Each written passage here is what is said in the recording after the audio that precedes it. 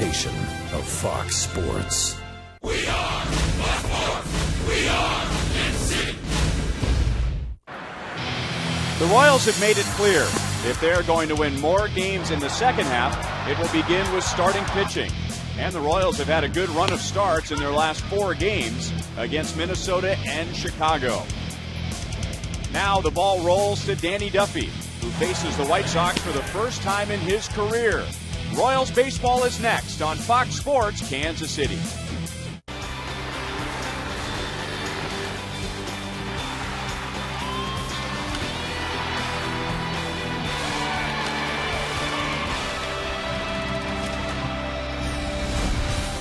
Not only is Alex Gordon back in the lineup, but tonight he is back to leading off, and the Royals could use a boost on offense as they play Game 2 of 3 with the Chicago White Sox.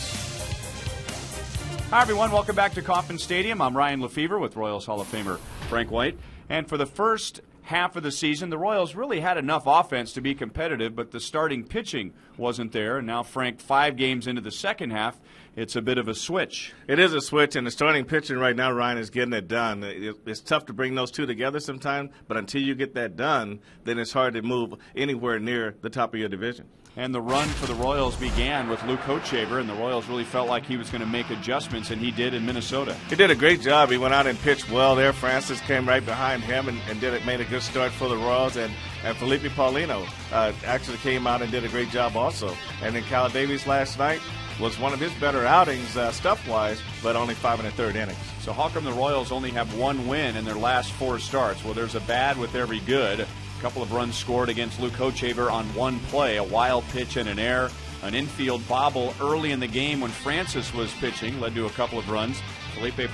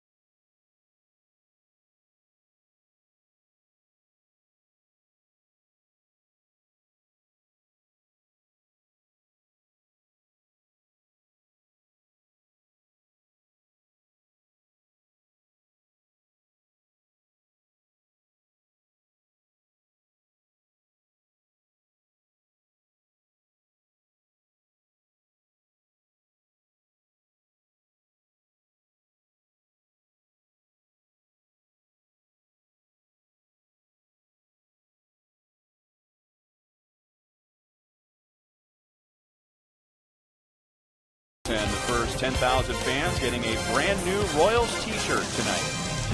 And Royals baseball is brought to you by the Missouri Lottery. When you play, students win. So Danny Duffy on the mound for the Royals tonight, facing this White Sox batting order. Well, Odds again made some changes to his lineup. Juan Pierre, he has a 10-game hitting streak, will be leading off, but in the 6th spot with Brent Lillibridge. He's in the lineup tonight. He wasn't in there last night.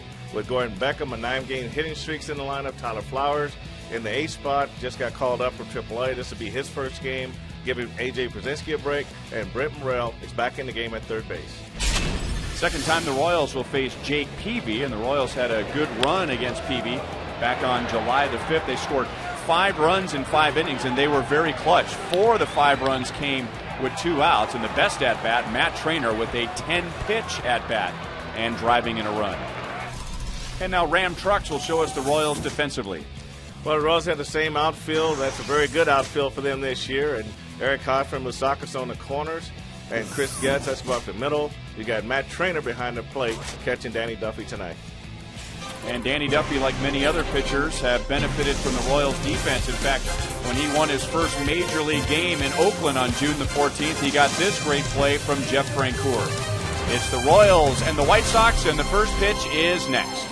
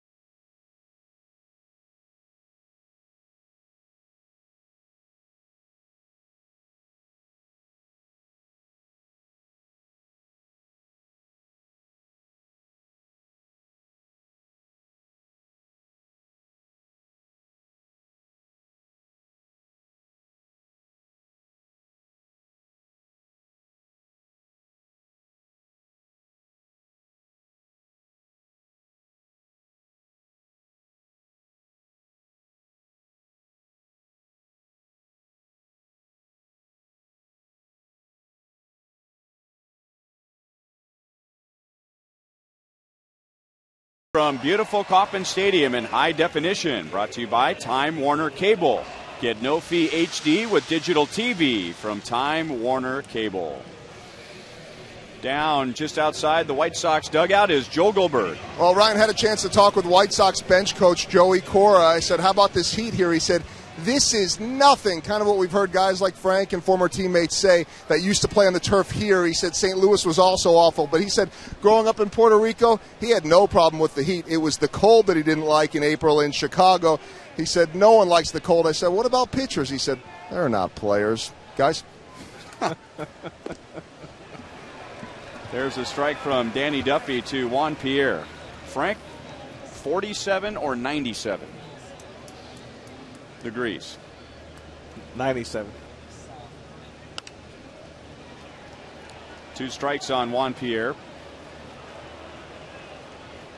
So Danny Duffy getting a look at the Chicago White Sox for the first time.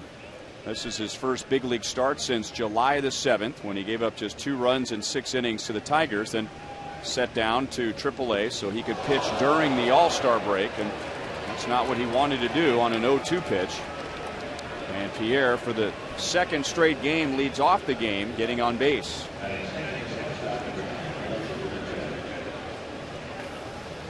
.96 degrees, so actually 1 degree warmer than last night. More wind, though, so it's more comfortable at the ballpark. Game started at 7:10, and the time and temp is brought to you by the parking spot. Easy to spot, easy to park. The parking spot at KCI.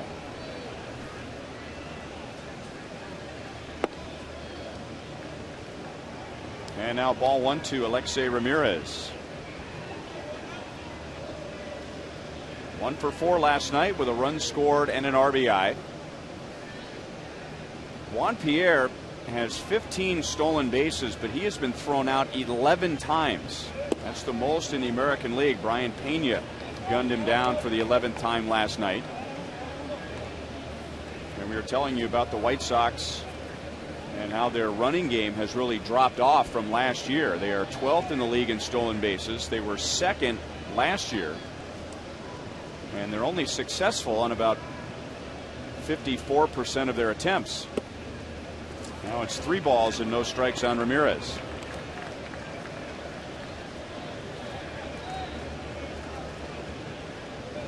Most teams strive for a 75% success rate.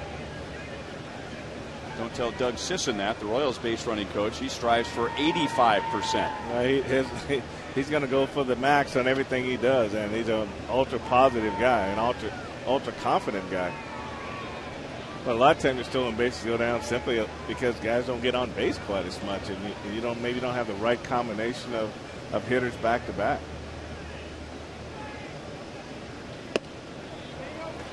A hit batter and a walk. And we were just talking a few moments ago about how Danny Duffy has improved his walks. Here are his numbers. He has 1 win, 4 losses. His win was 5 starts ago, at least at the big league level, June the 14th at Oakland.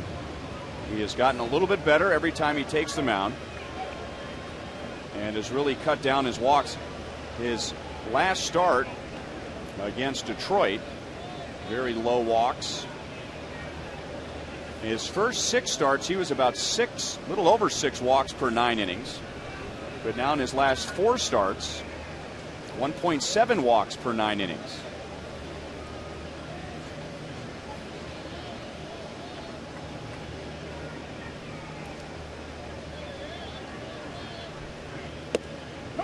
And there's a strike to Paul Konerko. No different maybe most young pitchers you hear pitching coaches talk about all the time is being able to repeat a pitch in the same area. And when you get to that point, then you know that you got it going. But if you want to hit that spot right there on Paul Konerko and come back and hit it a second time, then you know you have good command of your fastball.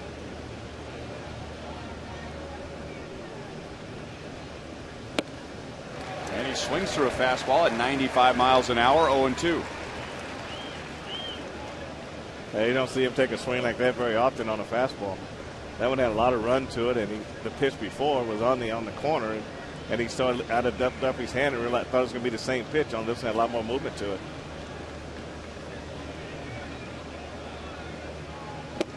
And got him with a curve. So after a hit batter and a walk, a 3-pitch strikeout, 1 away in the first inning. Nice curveball here by Danny Duffy. He stayed right on the outside corner, and he just throw those fastballs away. And then, good thing about his curveball right, he just he's not overthrowing it. He just gives it enough time, not a lot of spin to it, and give it enough time to work, and it's dropping right down in there. Now 2 on for Carlos Quentin, 1 for 4 last night with a couple of strikeouts.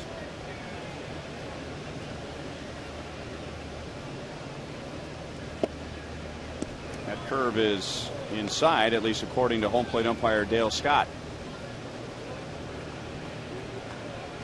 Carlos Quentin is the DH, so Adam Dunn is not in there with Danny Duffy on the mound. And Adam Dunn also not in there, perhaps, with his batting average dropping below 160 last night, going 0 for 3. So Quinton's the DH. Brent Lillibridge is in right field.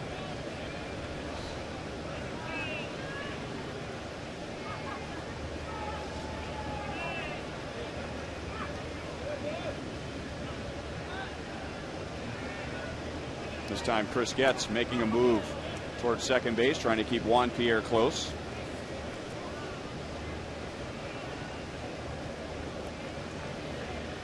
Danny Duffy going for his second win and his first win here at Kauffman Stadium.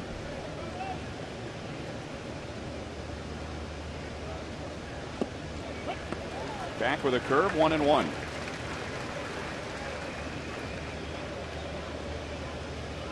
Back-to-back good curveballs. And that's the pitch that hitters don't like to swing at on the first strike. You get 2 strikes, it hangs up that they'll swing it, but very rarely on their first strike will they swing at that pitch.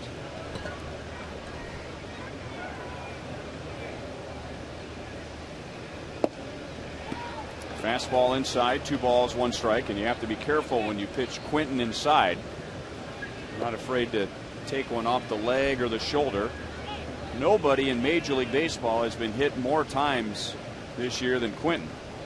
He's one of those guys too, Ryan, that likes the ball down. So you can throw the ball down middle, and that'll be right to his power. I know they talk about pitching down a lot, but some guys you don't want to pitch down to. That's down, and it's a strike.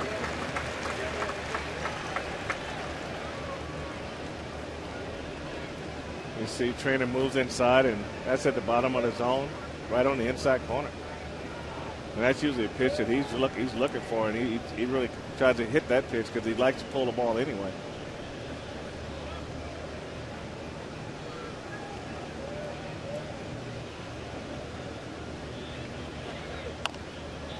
Curveball is pulled foul. Quinton's one of those guys, and there are a lot of hitters like that at this level. Paul Konerko's another example.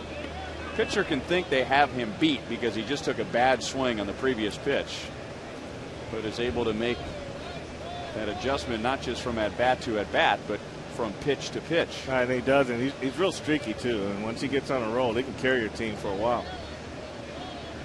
Runners go, and it's a line drive into center field. Pierre will keep running and score, and now bobbled by Melky, but he recovers quickly, and Ramirez will hold at third base.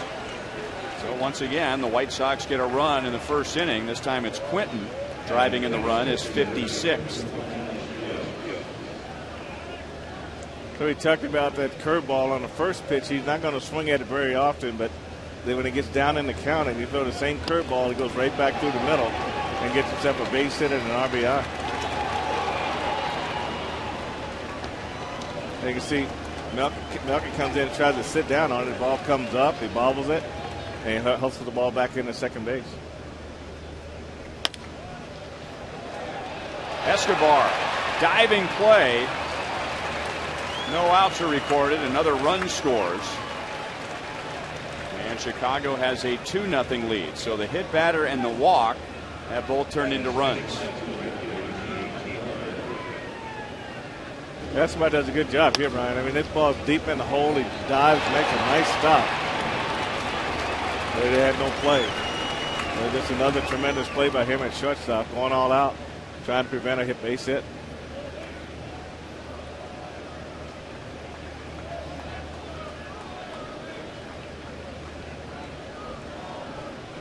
That's got to feel good for him after committing a pretty critical error last night. Escobar had a good night at the plate. He had 2 hits and a run scored, but I would think when he put his head on the pillow at night that he was thinking more about that throwing error that led to 2 unearned runs in the 6th inning. I agree with you. And when you make an error on the infield especially, you just don't want to give up any runs with it. And when they score runs, it really bothers you a lot. And that's what Ned Yost is talking about. That right now their offense is not at a point where you can make those mistakes and give up 1 or 2 runs because they're not covering it. They're not coming back and scoring 3 runs. So until they get to that point, every error and every mistake is going to be sort of magnified, even though you know over the course of a season, everybody's going to make an error every now and then. And now Lillibridge down on 3 pitches. So Duffy has really experienced a little bit of everything in this inning. A hit batter, a 4-pitch walk, a couple of RBI singles, and a couple of 3-pitch strikeouts. Well, you take this is a different looking curveball here. This one you don't see very often there. This ball went straight down.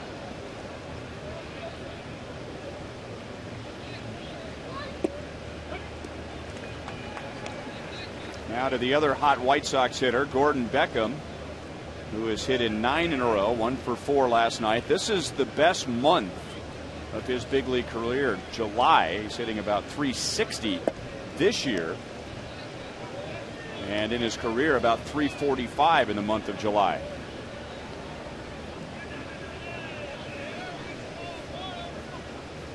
He has Quinton at second base, Rios at first. They both have RBI singles in this inning.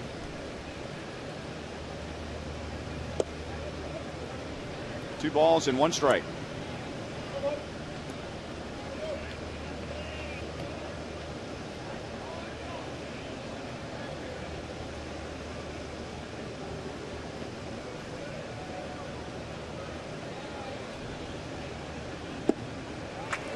The White Sox, maybe with the exception of the one curve to Quinton, other than that, they are having a bad time with Duffy's curveball, 2-2. Well, he's snapping it an awful lot harder now. His breaking, it's not really hanging out over the plate like they get me over curveball.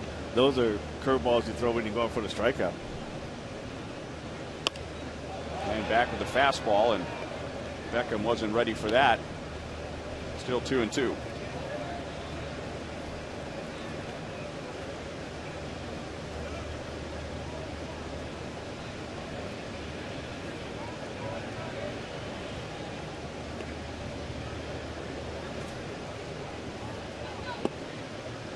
Three balls, 2 strikes, and now everybody will be running. Duffy has made 10 starts. In 8 of the 10, he has allowed 3 earned runs or less. In 6 of the 10, he has allowed 2 earned runs or less.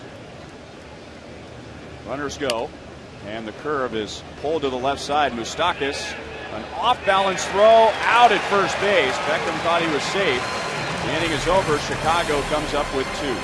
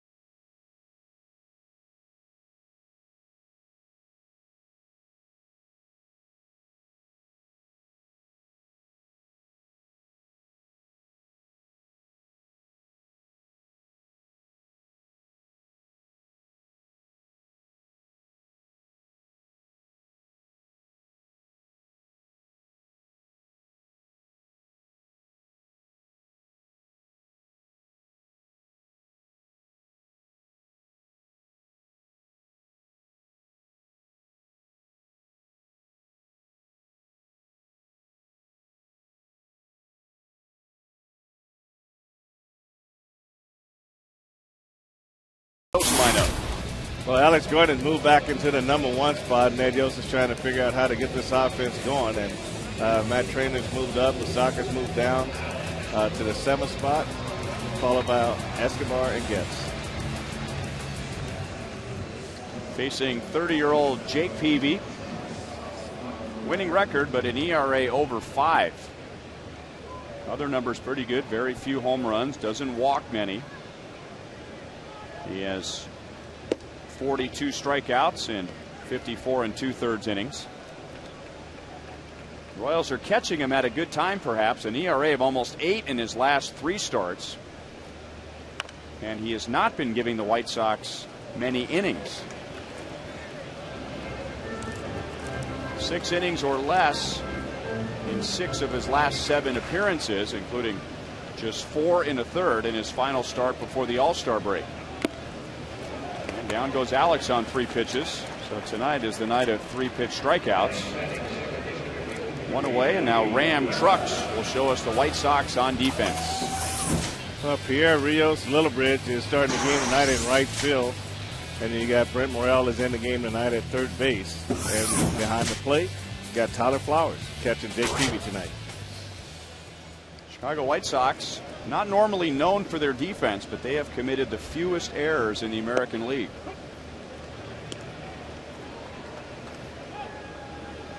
Melky 1 for 4 last night, a run scored and an RBI. He has more hits right now than he did all of last year. And that was 147 games with the Atlanta Braves. So just more evidence that he's having a career season. So more hits in 93 games with the Royals than 147 with the Braves last year.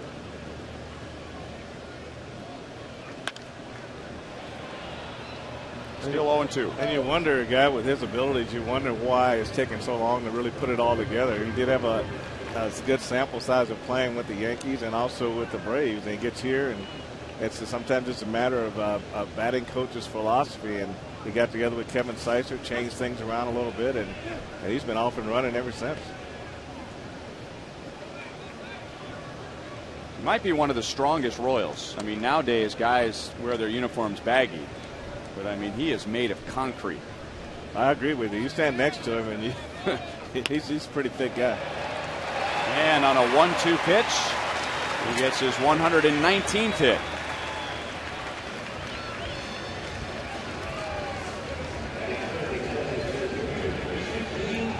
And look what his pitch is. I mean, he did a good job getting on top of it and hitting a line drive. You know, a lot of hitters he get under this pitch, but you see the bat plane right on the same plane as the ball. Got in line with it, got a line drive base hit to right field.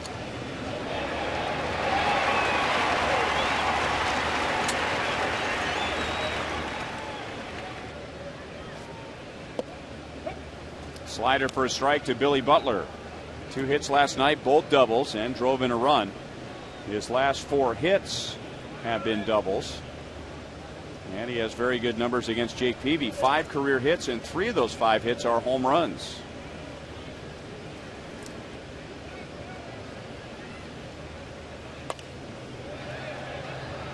Oh, 2.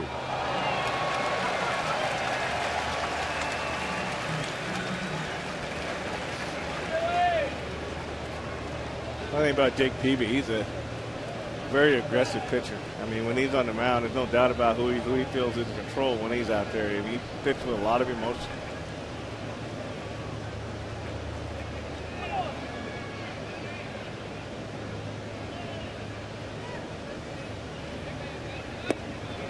And got him with a slider down and away. So we have played less than a full inning tonight, and we've already seen 4 3-pitch strikeouts.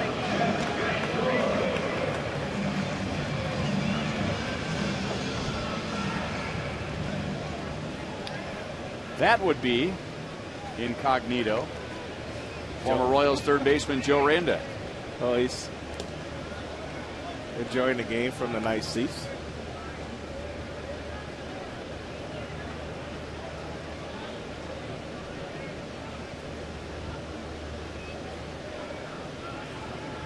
So Melky at first, and 2 down to Jeff Francoeur. Good late movement, catches the outside corner.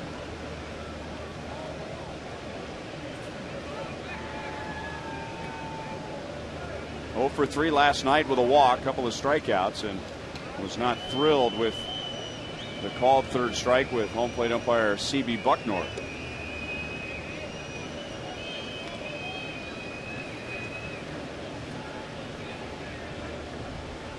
C.B. Bucknor at third base tonight.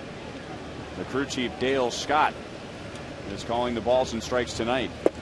Look out. 0-2, and it appears that everybody's all right.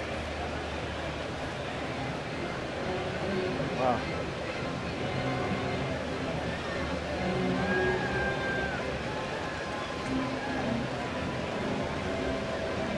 Francoeur is not going to ask for the bat back, and he's looking up into the seats right now just to make sure everybody's all right.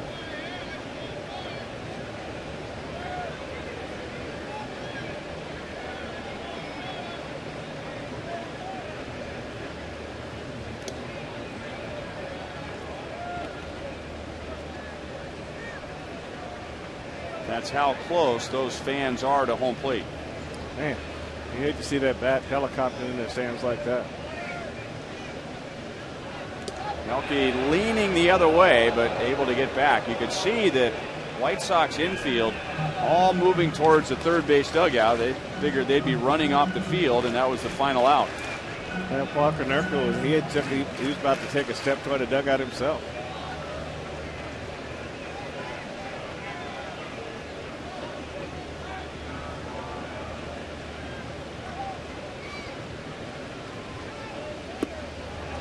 Peavy strikes him out on 3 pitches and strikes out the side.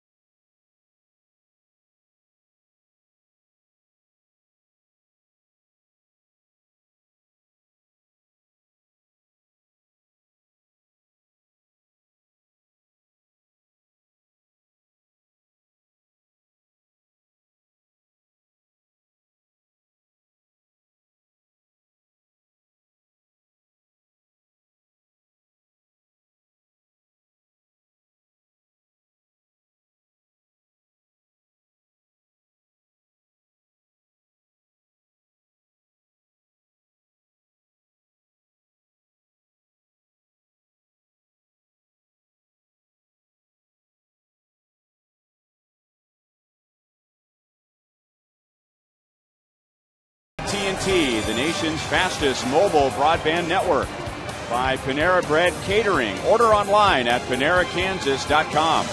And by Chevy. See your Kansas City area Chevy dealer. That is the Chevrolet Equinox.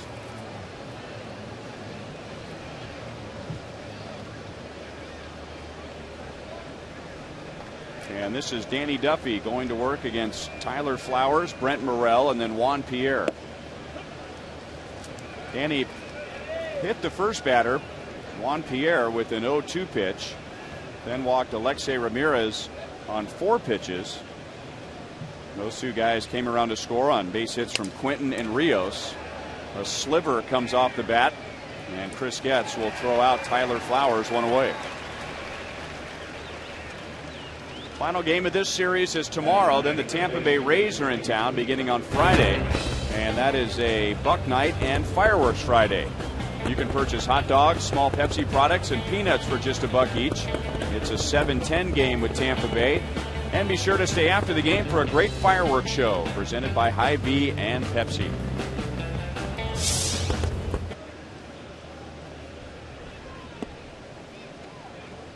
A little bit inside to Brent Morrell. Mark Teahan was at third base for the White Sox until the 9th inning when Morrell came on defensively.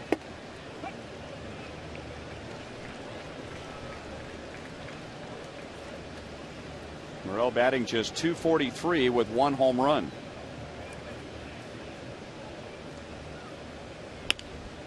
And he gets jammed. Once again, it's Chris Getz.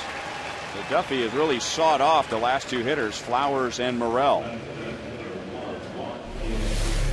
It's the kind of ability that he has right here. And he tried to bring his hand in and get this ball, but he just tried to fight it off of Ryan and just couldn't get it over the infield.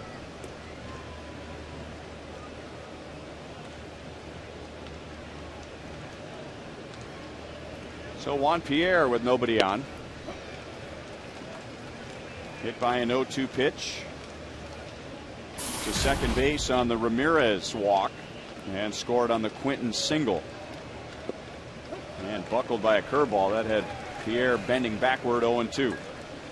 Yeah, that's what they call putting him in a rocking chair right there. You get him bend back, come forward, and you thought after throwing that fastball inside and hitting him early, that pitch is even more effective. Chris Getz throws him out, so Duffy comes back in the second inning and gets the White Sox in order.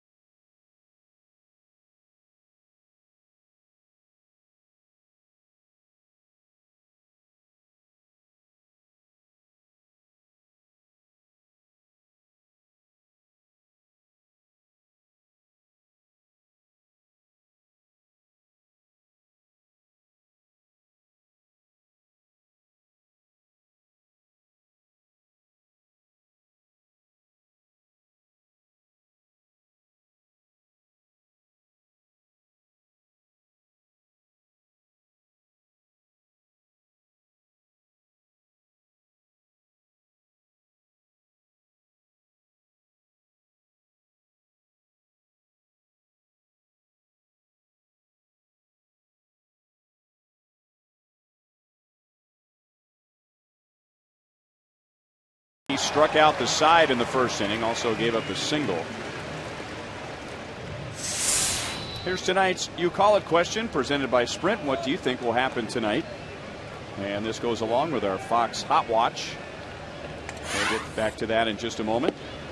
A little bit outside to Eric Hosmer. Melky Cabrera has an RBI or an extra base hit. Danny Duffy a quality start. Billy Butler hits a double.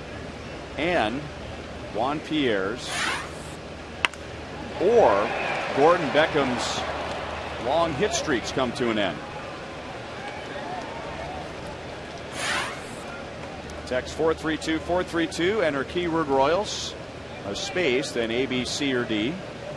Send in your text. You'll get a bounce back text message from Sprint with instructions on how you can win a suite here at Kauffman Stadium for a game that will include you and 11 guests.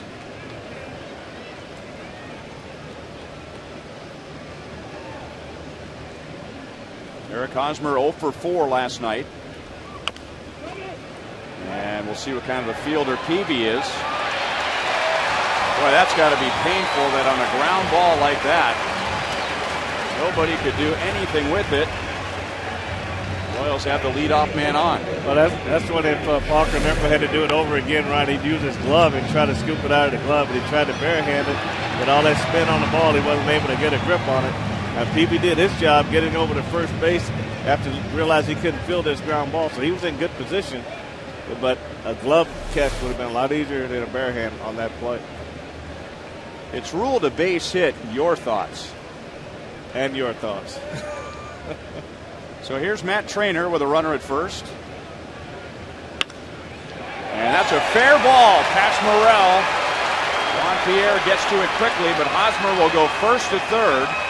And behind him with a double is Trainer.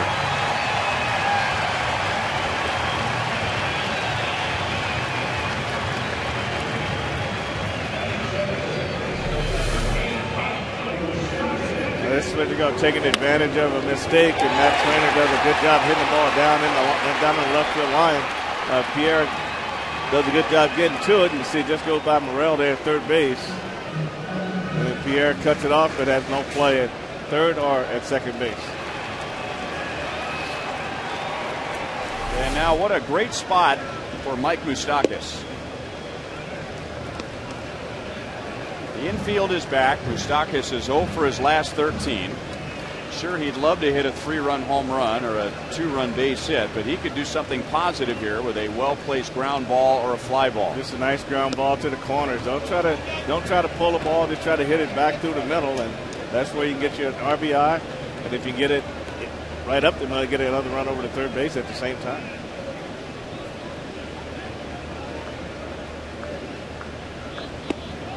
Got him to swing over that one. Well, that swing right there is evidence of a young hitter trying to do too much. Trying to do too much, Ryan, and they're really probably not picking the ball up very well out of Peavy's hand. That's when you want to wait, and sometimes it's good to try to get jammed in this game. And there's the ground ball, but it's back to Peavy, who looks Hosmer back. So the play before, 2 plays before, I said, we'll see what kind of a fielder Peavy is. Now he handles that ground ball and made sure that Hosmer wasn't going anywhere before throwing out Moustakas. He does a good job fielding his position. The pitch out over the plate, and Moose pulled it back through the middle. And Peavy took a look at Hosmer at third base, and then he threw out Moustakas going to first base. He immediately went to third to look, and he turned and went to first. Yeah, I think Peavy was hoping he'd have a play at third base, but with Moustakas hitting, Morrell was swung around a little bit, so he couldn't get there fast enough. So same situation for Escobar, as long as he can keep a ground ball away from third base or the mound. And Peavy jumps ahead, no balls and 2 strikes. Mentioned earlier, 2 hits and a run scored for Escobar last night, getting his average up to 257, but then committed that error in the 6th. A very rare error for him.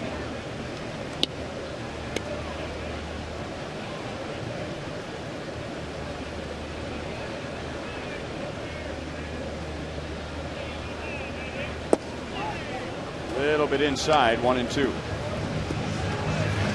Really appears, Frank, that Peavy is putting the ball where he wants to tonight. He is definitely. He usually follows that pitch right there, Ryan, with that good slider he's got working so far tonight.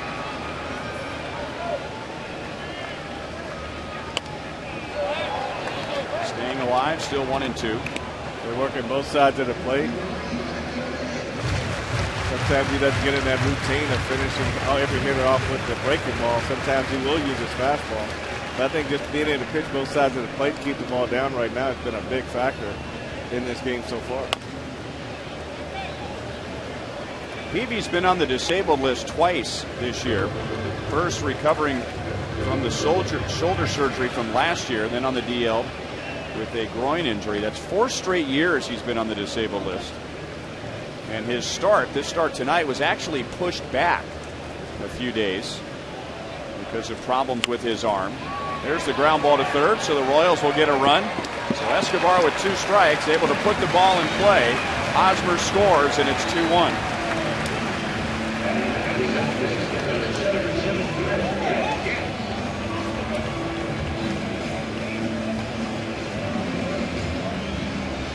When the infield's playing back, Ryan, when you said it, all you have to do is just hit the ball on the ground and get yourself an RBI. It's a slider away. He reached out, pulled it back to Morrell at third base. He's playing deep, and the White Sox is giving you that run. So Escobar went out and took it.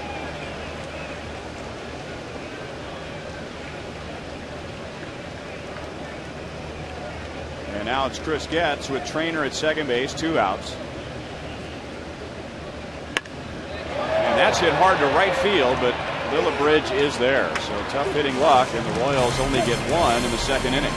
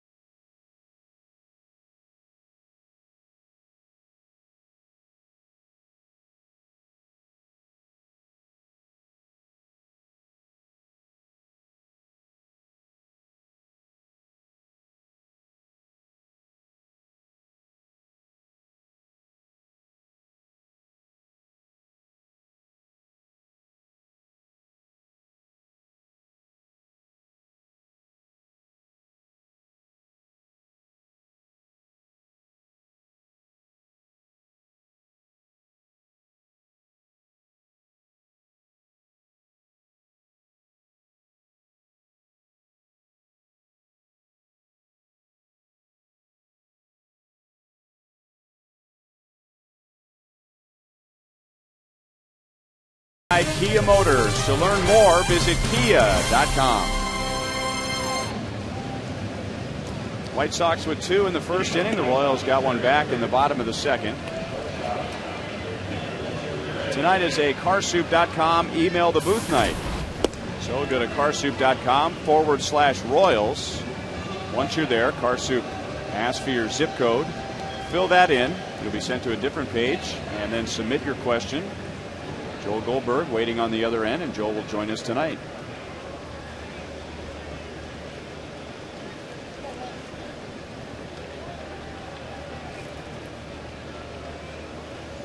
Andy Duffy got himself into trouble in the first inning by hitting the first batter, then a 4-pitch walk, and those 2 runners came around to score. But in the second inning, needed just 8 pitches and got Flowers, Morel, and Pierre. Alexei Ramirez reached on the 4-pitch walk. He came home on a Rios RBI single.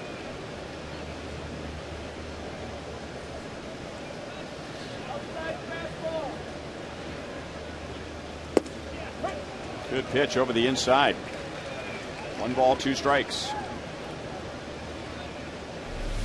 Yeah, that's one of those unhittable inside pitches right there. I mean, you don't see a lot of guys pitching inside, a lot of lefties, and with that type of fastball, throwing the ball in the inner half, that's a good advantage to him.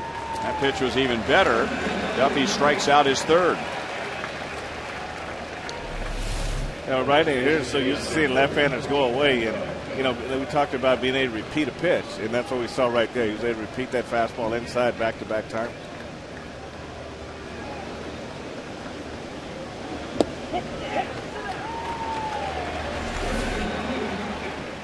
So Danny's retired the last 6 with a couple of strikeouts, and now inside on Paul Konerko. He got Konerko on 3 pitches. Put him away with a curveball.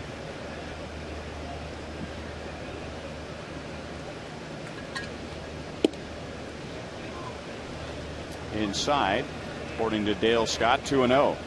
Konerko drove in a run last night. He has 128 career RBIs against the Royals. That is 3rd all time, behind Cal Ripken Jr. and Jim Thome. And a couple of more RBIs for Konerko, and he would tie Ripken for 2nd all time.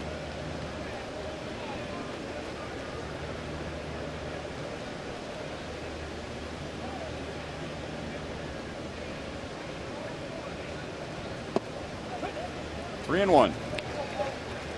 Yeah, Paul's one of those catchers turned first baseman that really benefited from that. If he stays catching, you never know if he would have ever had a chance to get his career going the right way. Former 1st-round pick of the Los Angeles Dodgers, where he was the catcher.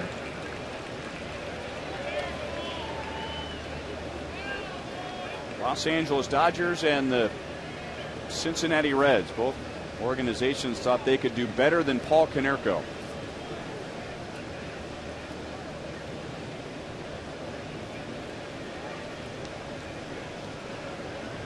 Played parts of 2 seasons with the Dodgers and just part of 1 season with the Reds, and now he's been with the White Sox since 1999.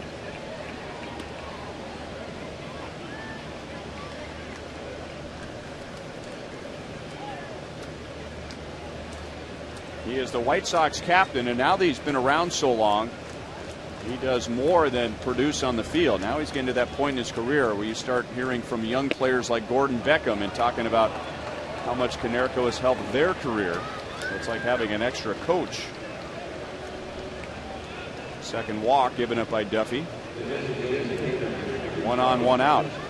Earlier this year, 170 Royals fans and the 548th Transportation Company were deployed by the Missouri National Guard to Afghanistan. Coming up on August 6th, Fox Sports Kansas City and the Royals will send them a taste of home.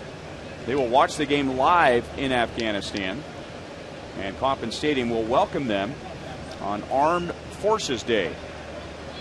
So we hope you'll watch that. This one's for you, August 6th here on Fox Sports Kansas City.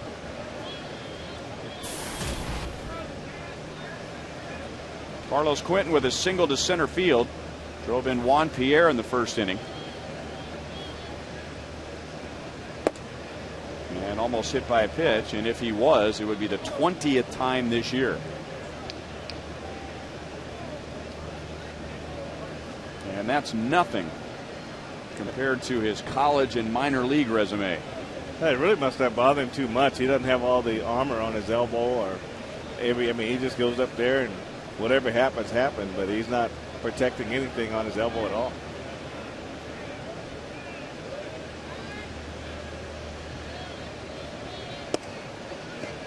Two balls, one strike. Here are the numbers I always bring up about Quentin. He has the NCAA record, hit 5 times in one game, 38 times in a season. They play 50 or 60 games in college. He has the Pacific Coast League record. He was hit 31 times one year in 85 games. 2 balls, 2 strikes. He was once hit in 6 consecutive games in the big leagues.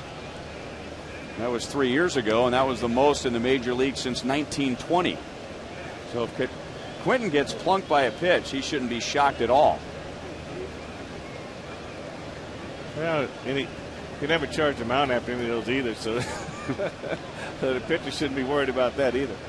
But Duffy's done a good job forcing his fastball inside tonight. Still 2-2.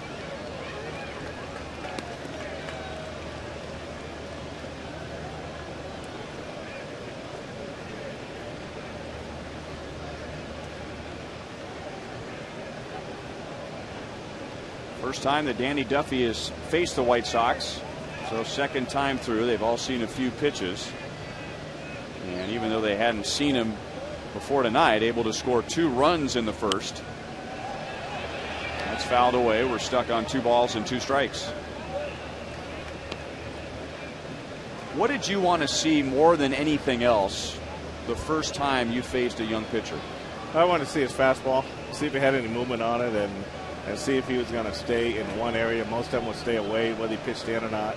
Then I watched how he pitched when runners on base, scoring position. What would the first pitch be? When he needed an out pitch, what would that be? But mainly just fastball command. Still 2 balls, 2 strikes. Quentin has fouled off 3 in a row. But you start with fastball command. So if he doesn't have fastball command, now you can eliminate the fastball. And you can start looking for the secondary pitches, curveball, slider, change, whatever it might be. But you never worry about him striking you out with the fastball because it's never going to be a strike.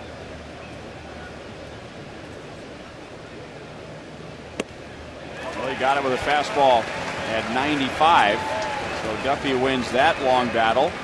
And Danny has 4 strikeouts. I mean, what Danny's done well tonight, Ryan, he's gotten his breaking ball over. His slider's been over. His curveball's been over. And here he goes with the fastball. 4-seam fastball stays straight on the outside corner.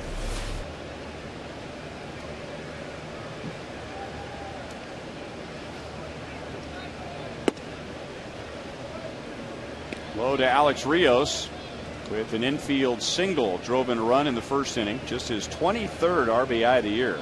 And that's a difference in Danny Duffy right there than what we saw earlier in his earlier starts. Is he'd come out and power the fastball, but there he starts Rios off with a breaking ball. So that's an indication that he's starting to learn a little bit about pitching itself, who he's pitching to, and what that hitter hits best. And I think that's what I've noticed so far in this game versus his previous starts.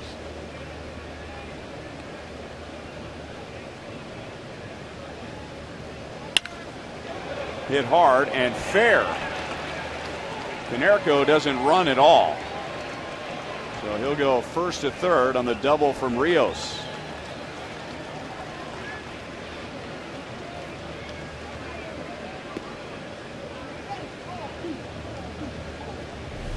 Hey, take a look at this pitch here. Now, this is supposed to be way inside. He stayed in the middle of the plate with that one. And when he stays in the middle of the plate, that ball's going to get hit. You know, Matt Traynor wanted that one in on more on the inner half here. And Alex does a good job of keeping this ball out of the corner and coming up with it and getting it into Escobar. So it's all about hitting the glove.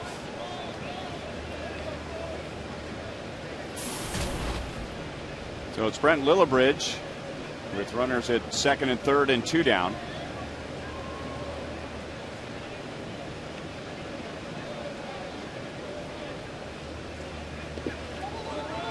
Blocked by Trainer. By extension of Adam Dunn not playing tonight, Brent Lillibridge is in there. So the DH is not in the lineup. Carlos Quinton, the right fielder, becomes the DH. And Brent Lillibridge, a right-hand hitter, starts against Duffy. We know that Adam Dunn has had a tough year, but against left-hand pitchers, he is 2 out of 64. 1 ball, 1 strike. Almost like you have to read that a couple more times just to make sure I saw that and read it correctly. 2 hits in 64 at-bats against lefties. That's 0-3-1. He's really struggling. Just watching him last night and watching him on TV at different times, and then talking to White Sox hitting coach Greg Walker. He just caught him between and just can't get out. And caught him between meaning he's too slow for the fastball and too quick for the breaking ball. And we talked about earlier, you have to be on one or the other, but he's not on either one at this point.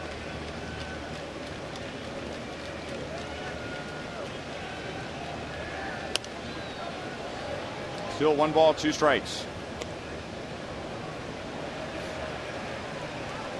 Duffy with 2 strikeouts in the inning.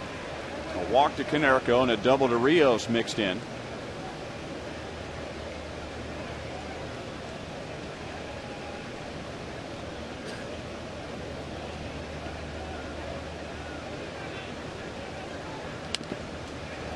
And another foul ball.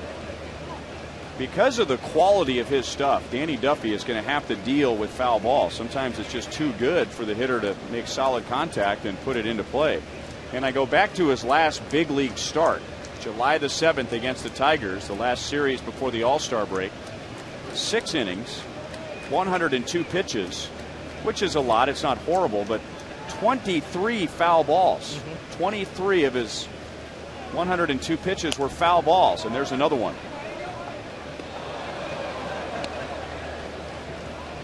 And so that's not an easy fix. I mean, it's one thing to say, well, he's not locating his fastball or he's not throwing his curveball over first strike. We can work on that. But how do you work on eliminating foul balls? You really can't. I mean, he's trying to make pitches and the hitters are fouling them off mainly because of the life and the movement he has on his pitches. He might be one of those guys, Ryan, that may be 110 pitches in 7 innings. He might not be able to get that other 2 innings out of him. He strikes out the side, and the White Sox lead 2 in scoring position.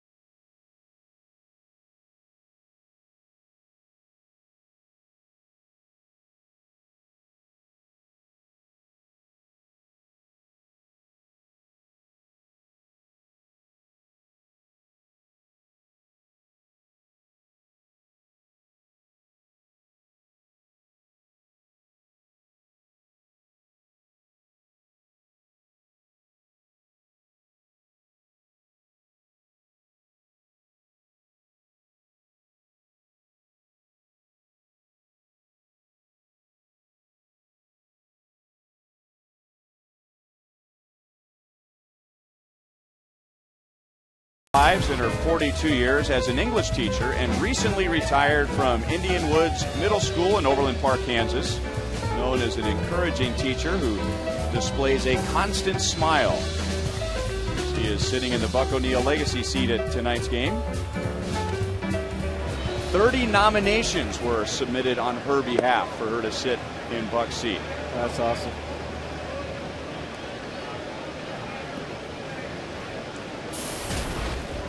So Danny Duffy gets around a couple of runners in scoring position. Royals down by 1. No balls and 2 strikes on Alex Gordon, who hit Tyler Flowers with his backspin, his backswing. You could hear that all the way up here. Alex striking out on 3 pitches in the first inning. Peavy got him with a fastball up. This time a breaking ball on 0-2 ends up in center field, and a leadoff base hit.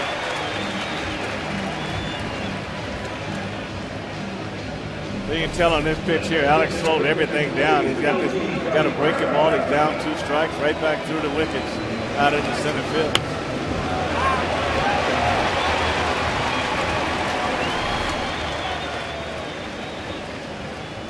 Let's take a look at tonight's league leaders, brought to you by your Kansas City area Toyota dealers.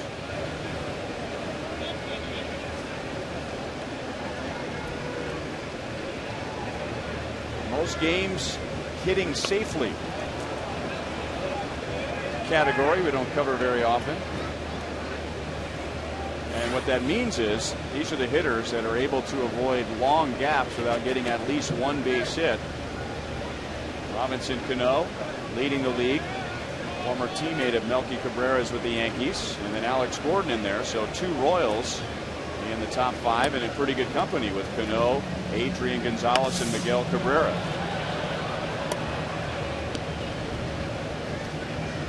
Melky with his 119th hit in the first inning, a single to right field against Peavy.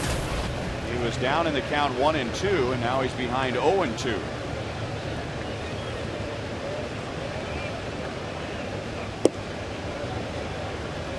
One ball, 2 strikes.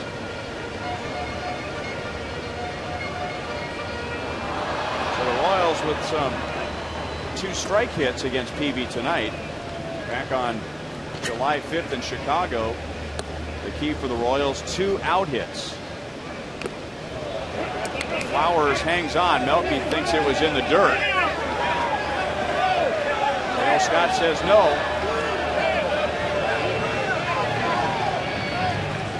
And now C.B. Bucknor, after Dale Scott asked him if it was in the dirt, he said yes.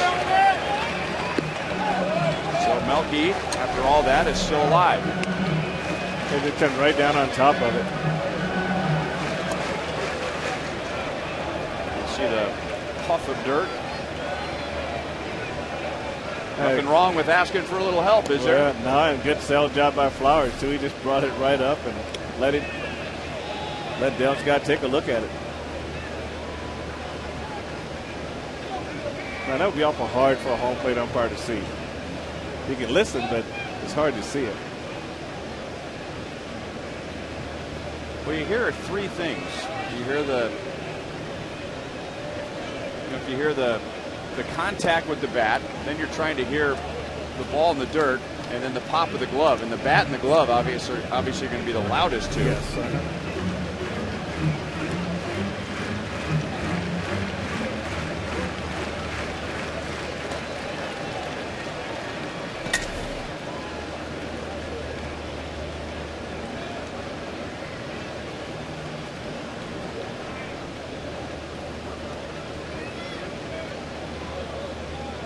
Alex is running, and Beckham tried to flip for at least a force at second base, maybe even more. The White Sox get neither, and the Royals have 2 on with nobody out.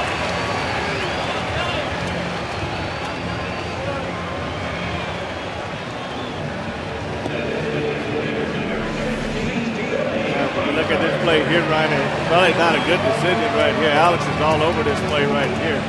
This play, if he flips his ball to the outside, he's got a chance, but the inside, it was too dangerous for Ramirez to cross it over Alex to make this play. So it wasn't a very good pitch by Beckham to Ramirez at shortstop.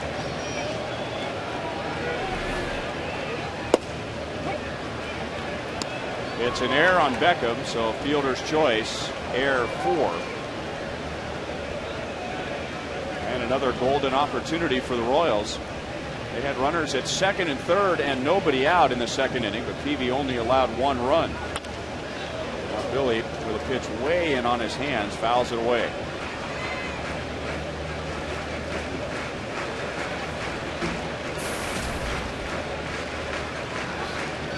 Billy struck out. Peavy got him with a slider in the first inning. Billy still better than a 400 hitter against Peavy all time. That's in 13 at bats. And he chased the slider again.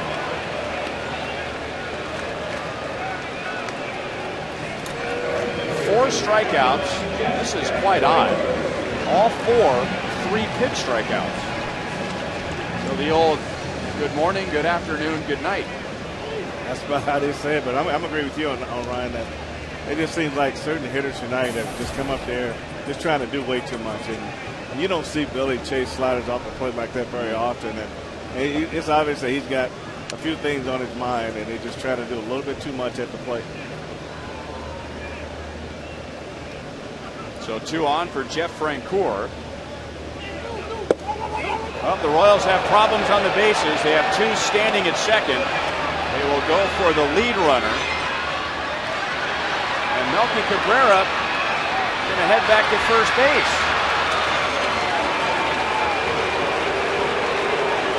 That's not the way Abner Doubleday drew it up when he was inventing the game. I mean, you make 1 base running mistake, but in the end, you want to have at least a runner at second base. Don't you're doing it. You watch Alex took a hard break toward third base, and then he stopped. And he really sold it to Cabrera that he was going on that steal attempt. But here you say it, going back to second base, all he had to do was stay there and wait for Alex to get back there. So you end up with Alex out, and you see that break that Alex took to third, and that was a good 3 or 4 steps, and he sold it to Cabrera. He actually thought he was going.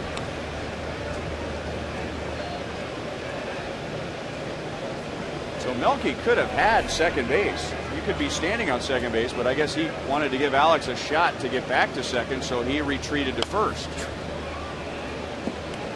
Well, take a look at Alex. He didn't really got the tail end of this, but Alex, he broke like he was actually going to steal third base, and Melky, being the trail guy, he doesn't want to get caught, being too late breaking, so he went down all the way. But the difference is he should have stayed at second.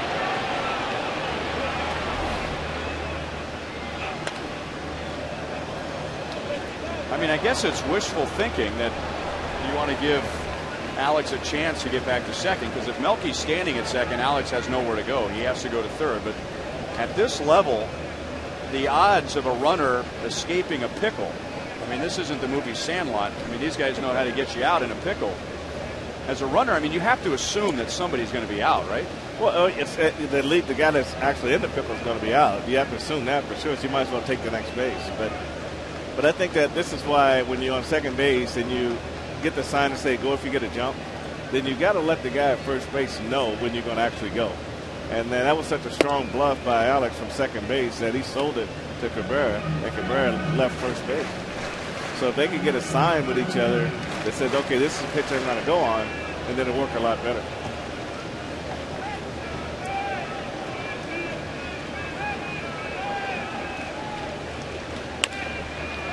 Now chop to Ramirez. He'll go the short way.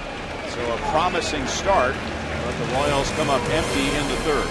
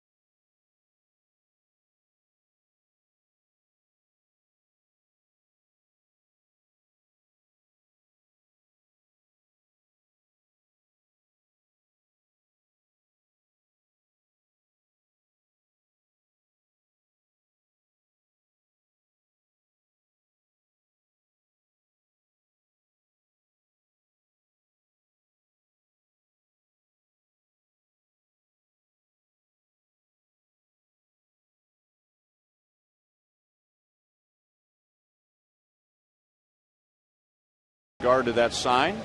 Your thoughts? My thoughts is, Ryan, you made me everything that I am. Oh, man. Oh, boy. Your thoughts? I don't know. I'm saying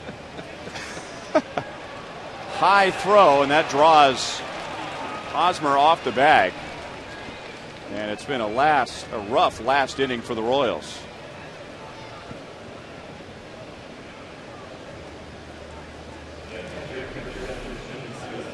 Well, Escobar does a good job and sets his feet, but you know, this throw just sells on him because he lets up on it a little bit, and the ball just, you get right here, and really you can see him kind of let up on that throw and try to aim it over there rather than went ahead just throwing it.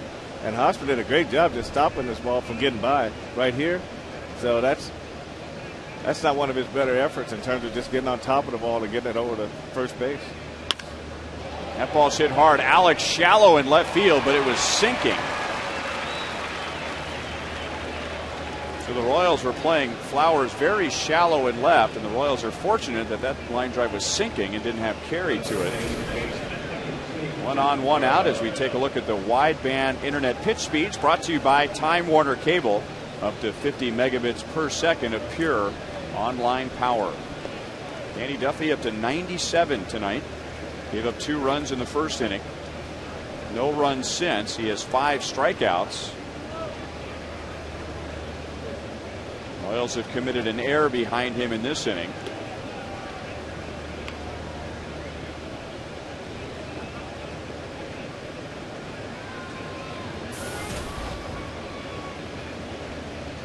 Brent Morrell popped out to second base in the second inning.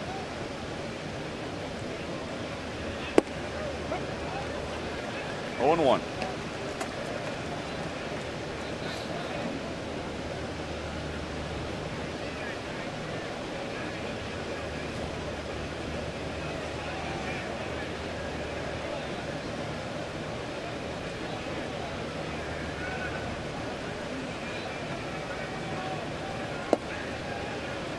Just a little bit inside. Fox Tracks and home plate umpire Dale Scott are not on the same page when it comes to the inside part of the plate and right-hand batters.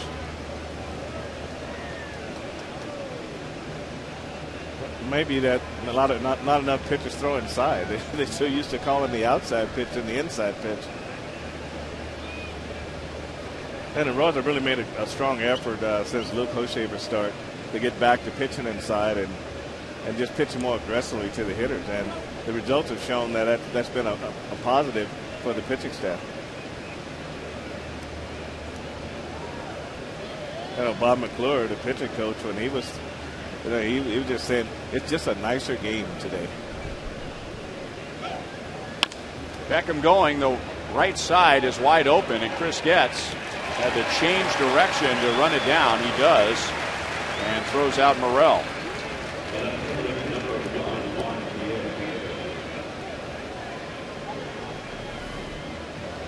Okay, look at Chris Getz up the middle, and the Hosmer's on first, holding on the runner on first. There's always a big hole open over there, so if the hitter can hit it, he'll get a base hit every time. But Chris Getz does a good job going to his left, 360, and making a nice throw to Hosmer at first base.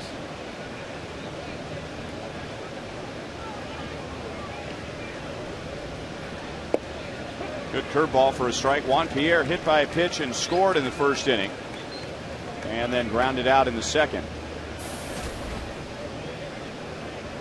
A hitter who's swinging the bat very well at the moment. He has a 10-game hitting streak.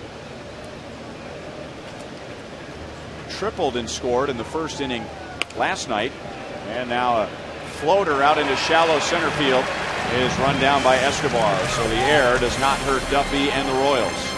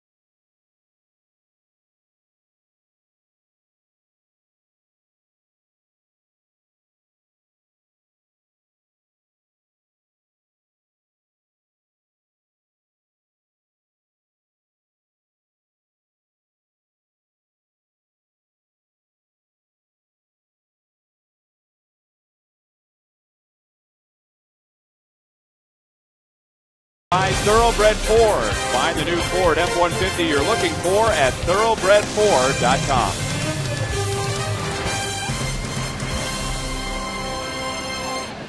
Another close Royals-White Sox game. This is the 7th matchup between the two teams.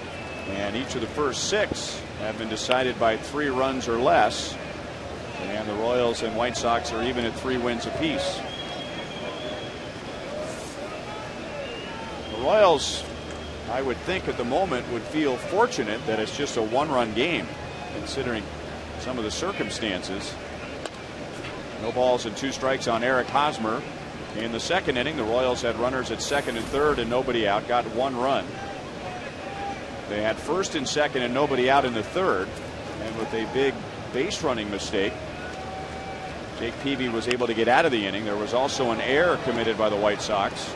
So an invitation for the Royals to have a big inning. And then in the just completed top of the 4th inning, Gordon Beckham started the inning, reaching on an error by Alcides Escobar, but Danny Duffy pitched around it, and now Eric Hosmer. Beckham with a great play in shallow right field.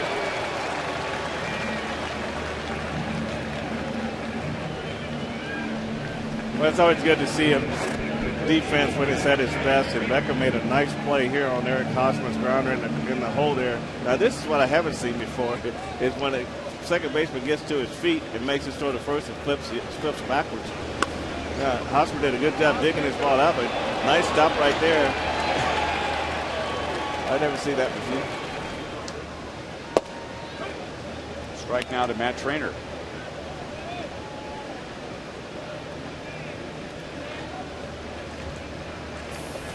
Eric Hosmer singled to lead off the 2nd inning. Then Matt Trainer doubled to put runners at 2nd and 3rd and nobody out. Hosmer eventually coming home to score on a ground out from Escobar.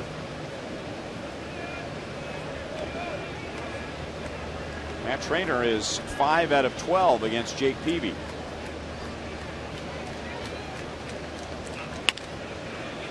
Pulled to short, and a nice big hop for Ramirez. There are 2 away. The Royals and Fox Sports Kansas City present the 2nd University Day of the season. It's KU night coming up on Saturday. Join us for special pregame activities, and Jayhawk fans will take advantage of special ticket prices if they go to Royals.com/KU for more information. Presented by the TV home of the Big 12, Fox Sports Kansas City.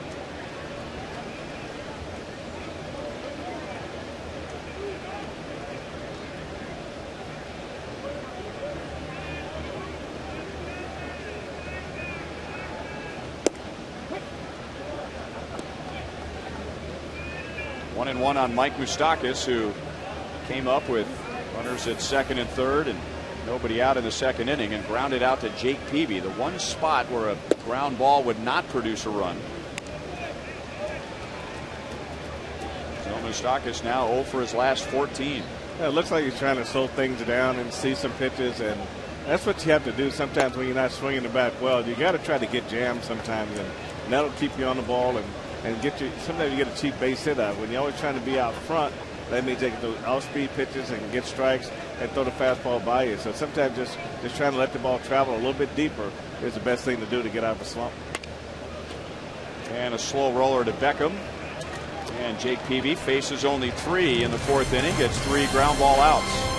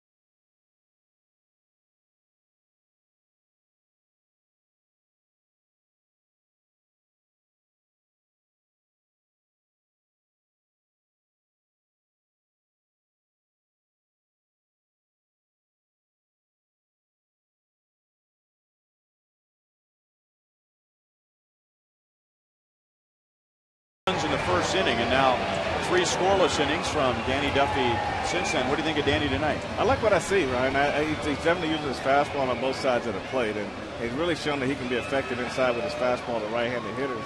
And when he got in trouble, when Littlebridge was batting, he went to his breaking ball and got himself out of trouble, which I like that fact too.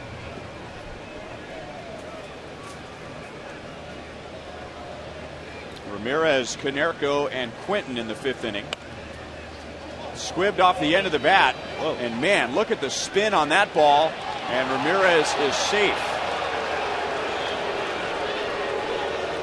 That ball just spinning and whistling and changing direction. It started up the line and it grabbed the grass and started heading towards second base. I mean, when you look at this, this ball, you know how some bats have the little cup end, and I think this ball hit right into the cup end of the bat. You can see it just kept going away from Hosmer. And I think what really threw this play off right here, they're expecting the ball to go in Danny Duffy's glove, but actually caught it with his bare hand on top of the glove.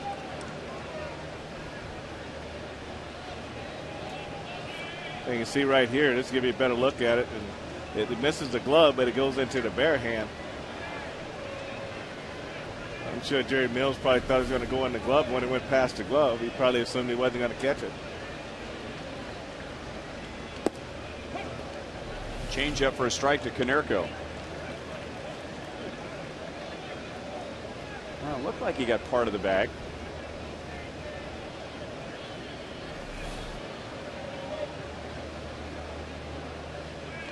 All right, that negates the call in Game 6 of the 1985 World Series. We're all even.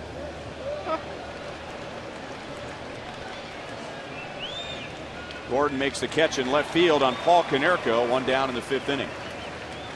Say no ring with that call. I don't know how Cardinal fans feel about my declaration.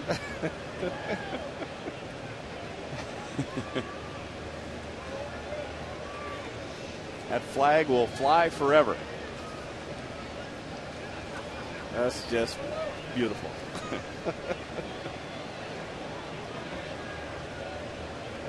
Everyone in their life in this game, from broadcasters to players, front office personnel, anyone associated with an organization, should have that feeling at least once. Well, I've said this to you before, and I've said it on the air. The part of the final out in Game 7 that I think is missed by many, but it's the thing I always look for. It's not Andy Van Slyke's swing. It's not the catch made by George Orta in right field. It's not George Brett hugging Brett Saberhagen after the final out. It's that flash that you get as you see the fly ball go into right field, you jumping up and down like a little kid at second base, realizing you're about to win a World Series. Oh, it was awesome. My favorite part about that highlight. Excuse me, Darryl Motley making the catch in right field. George Orta, I guess I'm still thinking about Don Denkinger. He was a star. He was the star in that 6th game, that's for sure. Royals turn the double play. How about that? That'll make Mike Moustakas feel a little better. An impressive 5-4-3 inning double play.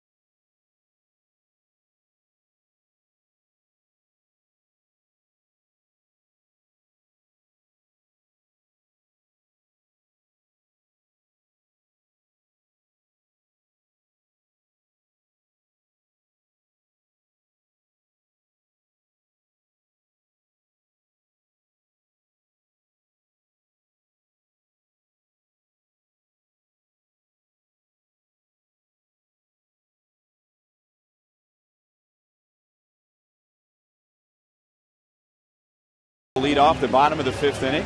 And we'll take a look at tonight's AT&T trivia question, which asks, who are the 2 Royals to play in the most games in a season at shortstop?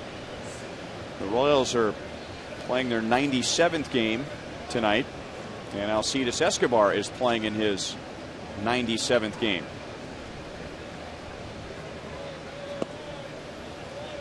Frank?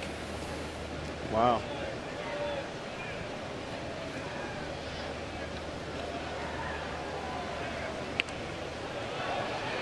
Bunted, but bunted hard, and Konerko tags out Escobar before he gets to the bag. Escobar 0 for 2. He did drive in a run with a ground out in the 2nd inning. Calling all ladies. Join us here at Kauffman Stadium on Saturday for Girls Night Out, presented by your KC Chevy dealers. The event will feature free massages, mini makeovers, dueling pianos from Howl at the Moon, and the first 10,000 ladies receive this powder blue KC cap, presented by your KC Chevy dealers. Proceeds benefit the American Heart Association. Again, that's coming up on Saturday. Chris Getz lined out to right field last time up, now going the other way, fouls it away.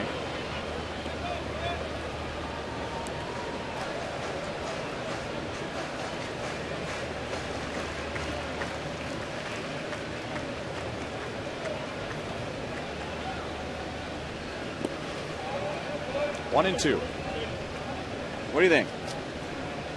I'm gonna say UL 1.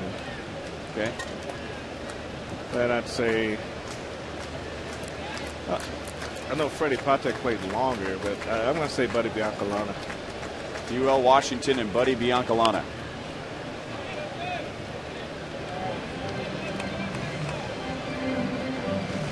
Wow, you were wrong on both of them. Well, then how about Freddie Patek? Oh, it's not that either. How about that? UL Washington, Freddie Patek, and Buddy Biancalana are not. Just for sentimental reasons, I'll just throw Nafi Perez out there. Okay, apparently that's not right. Well, we had a bunch of them there at one time. You had Onyx Concepcion. Oh, boy. Ray Sanchez. Ray Sanchez. Gets down on strikes, and that's 5 for Peavy. He's retired 7 in a row. Well, every guess we have thrown out there has been wrong.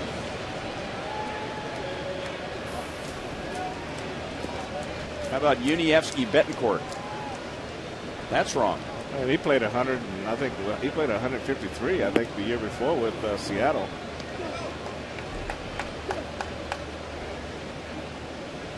Okay, the hint from Kevin Schenk is the number is 159 games, and both played that number of games, 159. Let me see.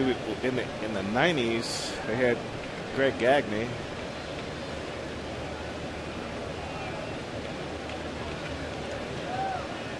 Okay, that's right. That's one of them. That's a lot of games for a shortstop.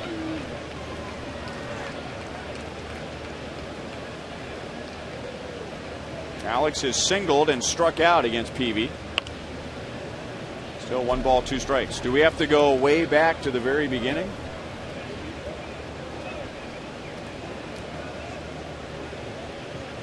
How about Angel Baroa? There it is. That was not the year he was Rookie of the Year.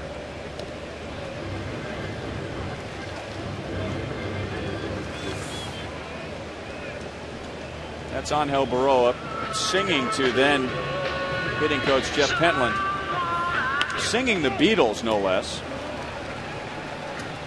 Jake Peavy is retired 8 in a row. White Sox lead 2-1 at the end of 5.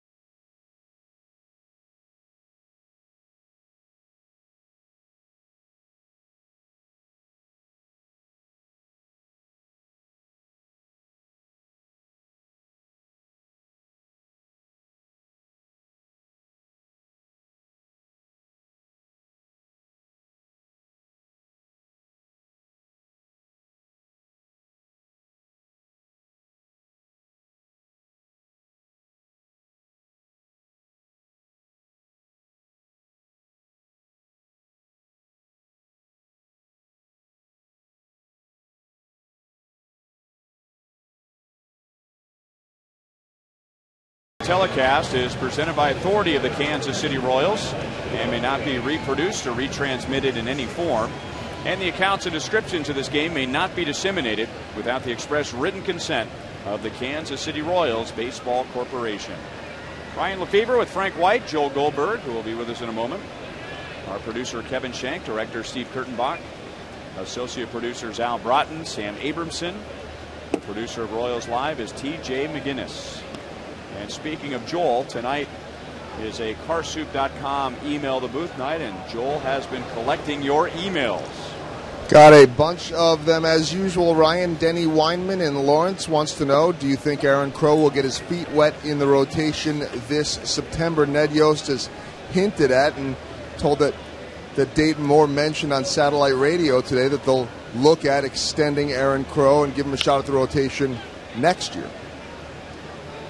Well, I think the way things are going right now, Joel, if they don't get any better, I think that it would be kind of nice to see him with a start maybe in September, maybe 2 starts in September if they get him stretched out far enough, and that'll give you a little bit better read on what he needs to work on in the offseason, getting ready for spring training.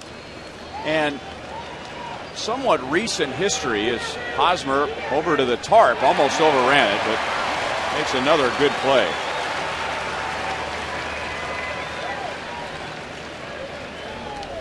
Of all the pop-ups he's caught since he's been called up, this is probably the one he's looked the most uncomfortable on. He just got a little bit over there, overran it just a little bit.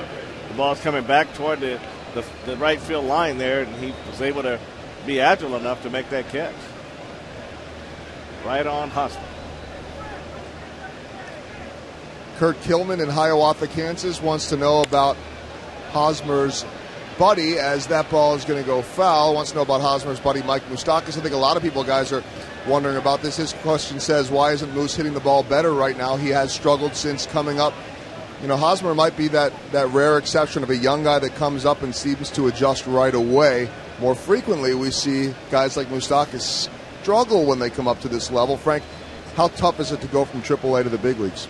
Well, I think you're seeing the adjustment period that Mike's going through right now, Joel, and I think what you in AAA, they don't hit your weakness as often as they do up here, and you're seeing a very good pitcher every night, where in AAA you don't see that type of pitcher every night. So it's a matter of just Mike just sort of understanding what they're trying to do to him, and then make those adjustments in batting practice. And it's awful tough. Lillibridge out on a ground ball to short. Joel, if I can get back to the question before, I was just going to make the point that in 2007, the Royals decided that Zach Greinke would be a starter in 2008. He was pitching very well out of the bullpen. He's one of the best setup guys in the game. But in September, they started giving him some starts at the end of 07. Then he was a full-time starter in 08, and of course won the Cy Young in 09. So in somewhat recent history, that's what the Royals have done with guys that might be in the rotation the following year. He didn't have to, this will be a question I might get on email, he didn't have to shave that beard because they're thinking about him for the rotation at some point, did he? We haven't seen that in a while. A couple guys shaved their beard. I saw Mitch Meyer. His was gone today, and Hosmer's gotten rid of his. So I think it's just getting hot. I was going to suggest superstition, struggling, that type of thing, maybe. Oh, beards don't pitch. I would think 95 degrees would have something to do with it. They say beards don't pitch or hit. No, explain that to them, though. And we have played in hot weather, and it hasn't seemed to bother them, but regardless, the beards are gone. Anything to change your luck, you know. Another good inning for Danny Duffy. So 2 runs in the first inning, and now none allowed in the last 5.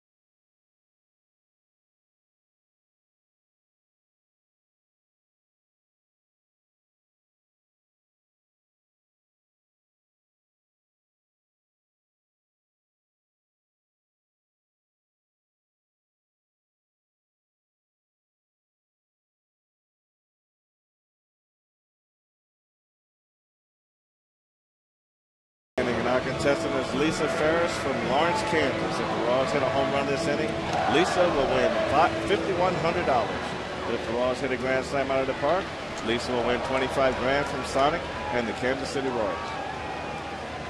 And some pretty good muscle coming up for you, Lisa. Beginning with Melky Cabrera, who has 11 home runs this year. After that, Billy Butler, who was about due for one.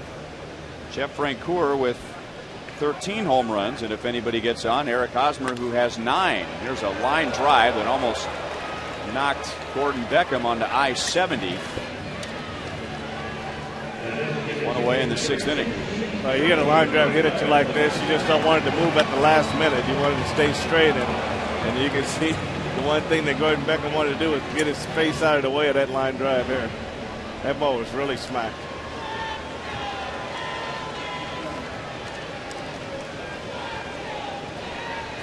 And now Billy, who's had a tough time laying off Jake Peavy's slider. And what does he start him off with? A slider down and away.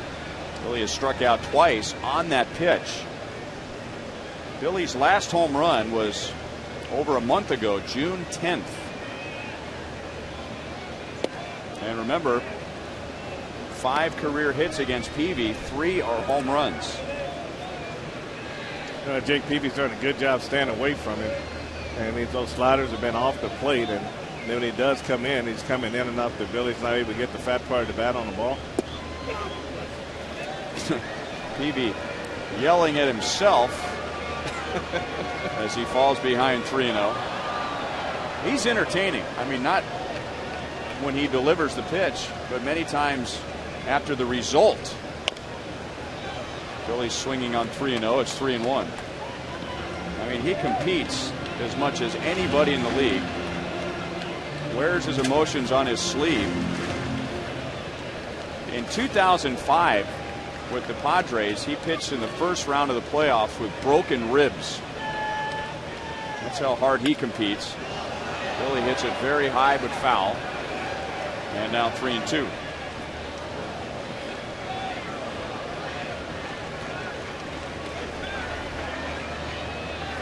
Here's the previous foul ball. Anybody want it? Well, it ended up with who it belongs to or belongs with. Good fortune.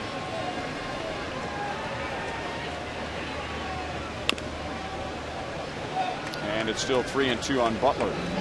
Billy had the 3-0 pitch trying the fastball, and it was out over the plate. That's a pitch that Billy would normally try to drive straight away, but you can see him roll over trying to pull it. And there again on that pitch, fastball in the middle of the plate, you can see him roll over the top of it. So maybe he's trying to make an effort to try to pull the ball more. But you only want to pull balls that you can actually pull. You don't want to take balls away and then try to roll over and pull them.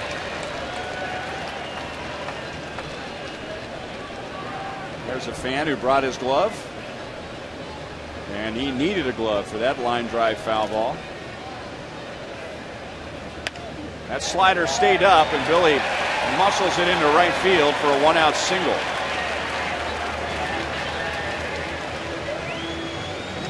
Billy's first single since the All-Star break. All 4 of his hits were doubles.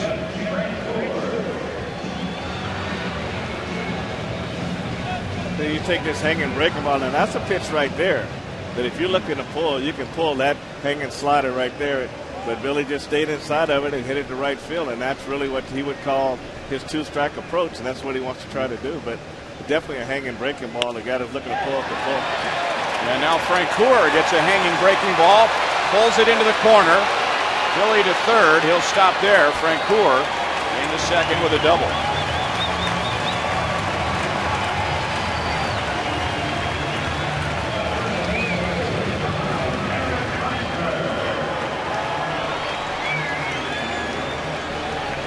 And that's a big difference in the 2 hitters right there. Where Francoeur, he is a pull hitter by trade, and when that ball stays middle in hanging like that, then that's what he's going to do with it. Pierre does a good job playing it off the wall and getting it back to the infield.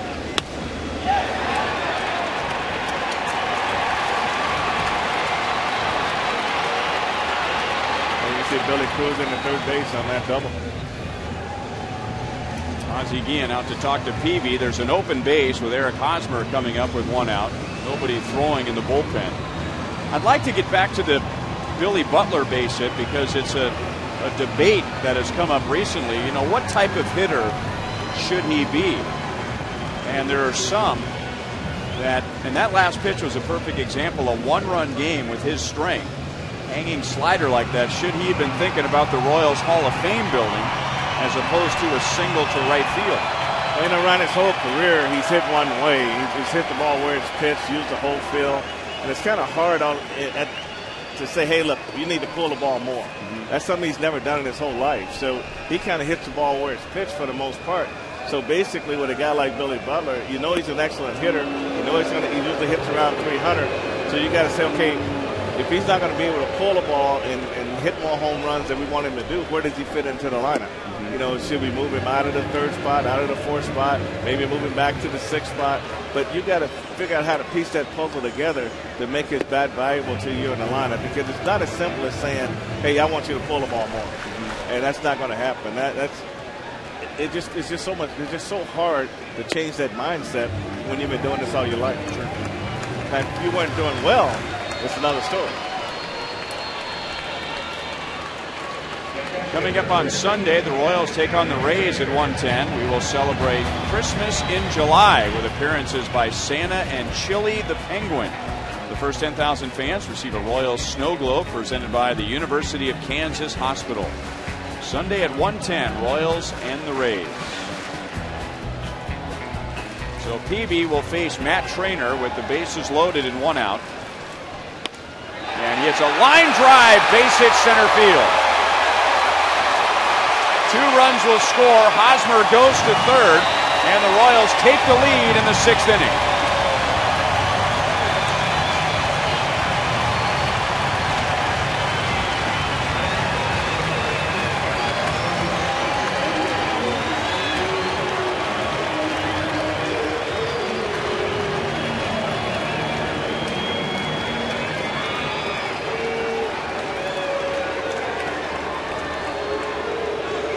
Trainer with 2 hits drives into the Royals lead for the first time, and now 1st and 3rd for Mike Moustakas. Ball 1 down and in. Last time the Royals saw Jake Peavy was July 5th. This was a 10-pitch at bat, and Matt Trainer had a 2-run base hit against Jake Peavy. He didn't waste any time this time around. He jumped on the first pitch and drove in 2. Matt Trainer's always been a pretty patient hitter with the bases loaded. You can see there, Peavy tried to get that ball inside on him, and Trainer got inside of it, hit a line drive into center field, and Francoeur and Butler scored on the base hit. Canerco will come to the plate. Hosmer caught in a rundown, and Morel had to chase him almost to the dugout to get him. Another frustrating at bat for Mike Moustakas.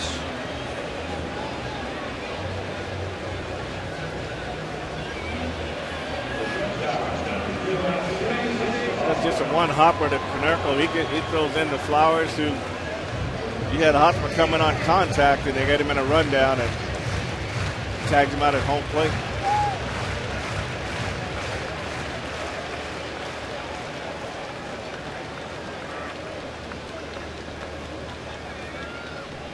So 2 outs, 2 on. Alcides Escobar 0 for 2. He does have an RBI.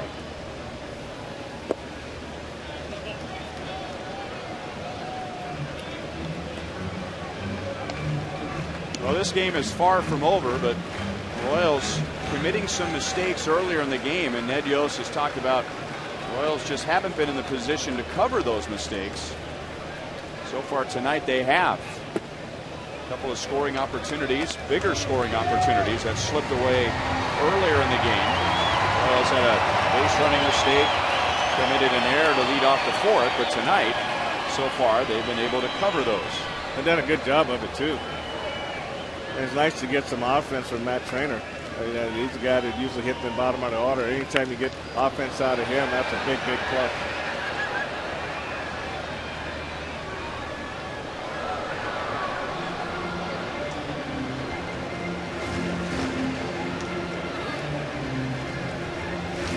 And it's not just tonight for Matt Trainer going 2 out of 3 against Peavy. He is 6 for 14 against Jake Peavy.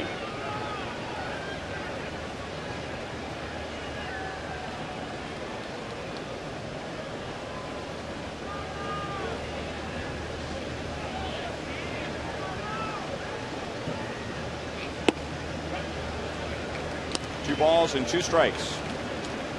Chris Sale, a lefty, is now throwing in the White Sox bullpen with left-hand batter on deck, Chris Getz. So Peavy trying to grind through 6 innings. And remember, we showed you in the Kia report at the very beginning of the game, 6 of Peavy's last 7 appearances have been 6 innings or less. He gets 6 in tonight. And he walks off the mound down by 1.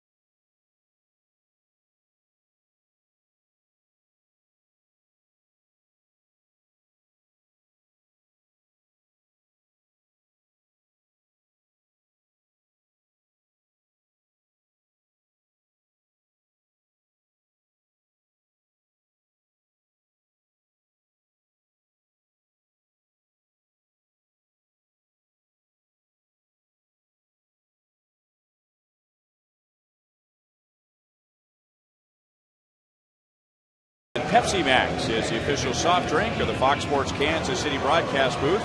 Also a proud supporter of the Royals 5K, benefiting Variety Children's Charity.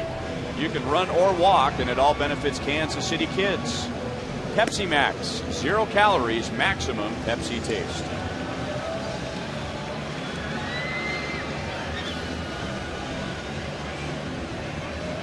Let's get an update on our Sprint You Call It question for tonight, which coincides with our Fox Hot Watch. What will happen tonight? All of us were asked the same question. 50% think that Melky Cabrera will have an RBI or an extra base hit. So far that has not happened. The second to lowest percentage is Danny Duffy with a quality start. Well, he has that already, giving up just 2 earned runs in 6 innings. Trying to make it 7 innings for the second time this year. Duffy gave up 2 in the first inning and now 5 scoreless innings.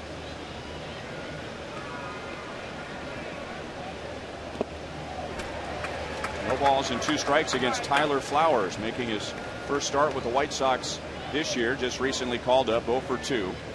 Played in 18 games with the White Sox in parts of the 09 and 2010 seasons. And down he goes on 3 pitches. Duffy has 6 strikeouts. Every Wednesday is Ink Student Night and Local Music Showcase. Get a $7 game ticket, pregame happy hour specials, and enjoy one of KC's best bands. Tomorrow it's music from Making Movies before the Royals take on the White Sox at 7:10.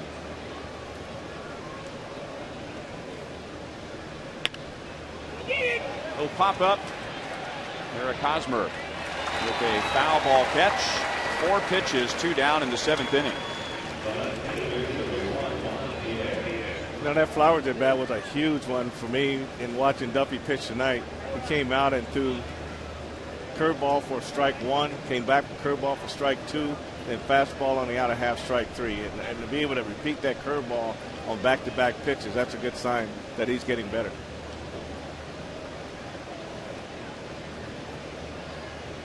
Really cleaned up his pitch count. He was in trouble in the first 3 innings of having a short outing, not because of his results, but because of his pitch count. 63 at the end of 3. But then 8 pitches, 5 pitches, 11 pitches, and only 5 pitches so far in this inning. Here lays down a bunt. Moustakas, bare hand, and the throw is not in time.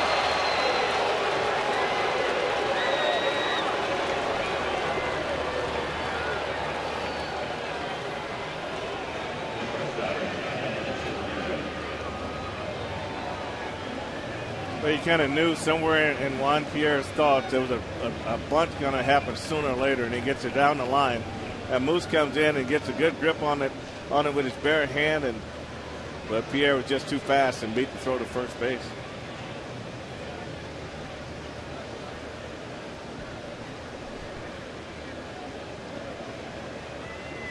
And that gives Juan Pierre an 11-game hitting streak. And a curveball drops in for a strike to Alexei Ramirez. Walked and scored in the first inning, singled in the 5th.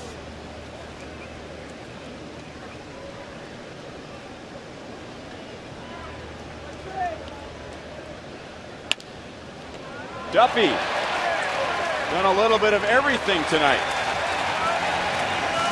including going 7 innings and giving up just 2 runs.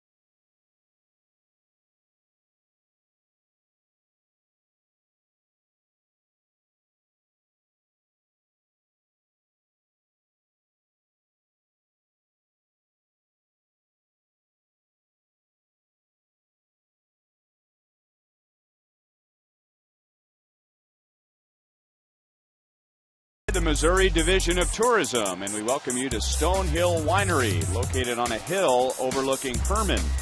Stonehill Winery and Restaurant is one of the most popular tourist attractions in Missouri wine country. Each year, Stonehill welcomes thousands of visitors. We take a guided tour of cavernous, arched, and underground cellars and enjoy the award-winning wines and juices in one of the 3 tasting rooms. Go to visitmo.com to start planning your next Missouri getaway. Good night for Danny Duffy. Gives up 2 runs in the first inning, now 6 scoreless innings. And for good measure, made a nice defensive play for the final out of the 7th.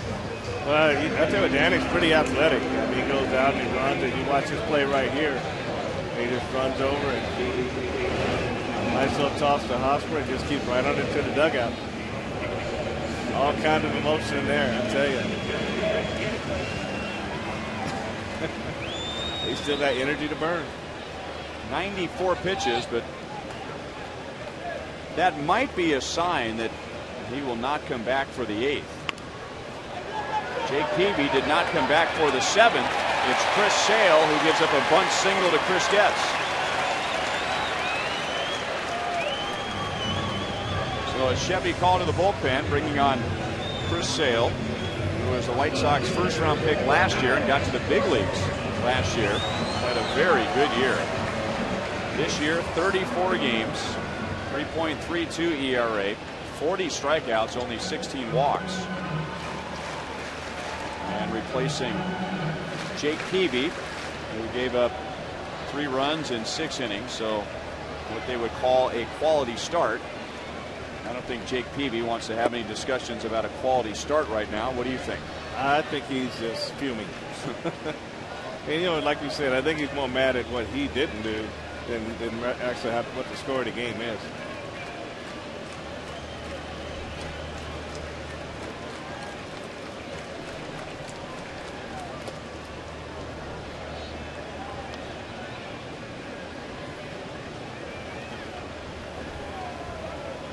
I said we may have gotten a preview of what to expect in the 8th inning. Ned Yost came over to shake Danny Duffy's hand in the dugout, and then Felipe Paulino was over there. So that might be a sign that Duffy is done after 94 pitches and 7 very good innings. He's trying to win at Kauffman Stadium for the first time in his career.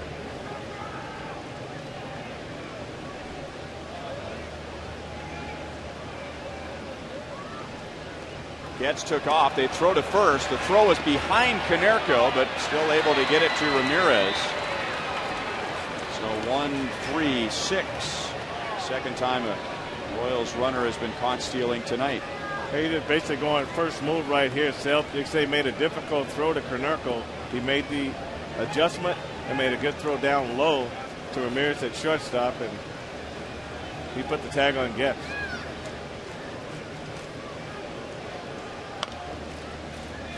Now it's 1-1 to Alex, who is 1 out of 3. Didn't play last night. On Sunday, he fouled a ball off of his front foot, his right foot, which is already protected by a shin guard, but hit in a spot where there is no protection. And then the flight home on Sunday, and it seems that the feet and hands will swell up whether you're injured or not because of the altitude, and Alex had a tough time getting off the plane, so the Royals gave him 1 day and back in there tonight. 2-2 against Chris Sale. Alex has 110 hits. 3-2.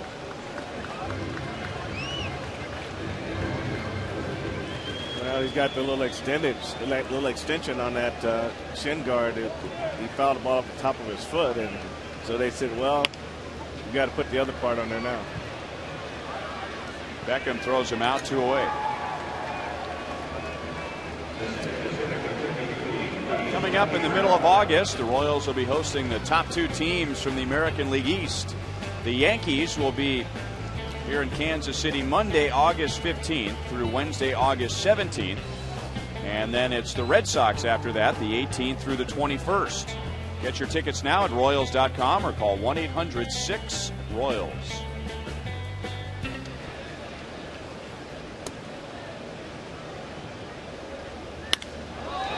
Driven to deep left field. Back goes Pierre. Line drive, home run for Melky Cabrera.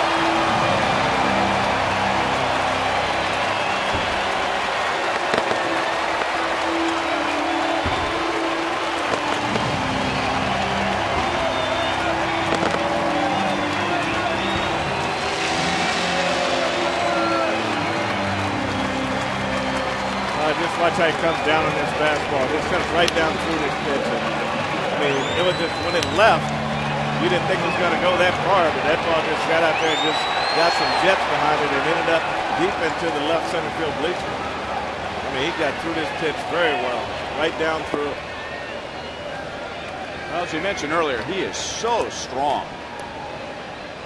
And one of the choices on our Hot Watch tonight was that Melky would have an extra base hit or an RBI. He got both with one swing. And now Billy rolls it to short.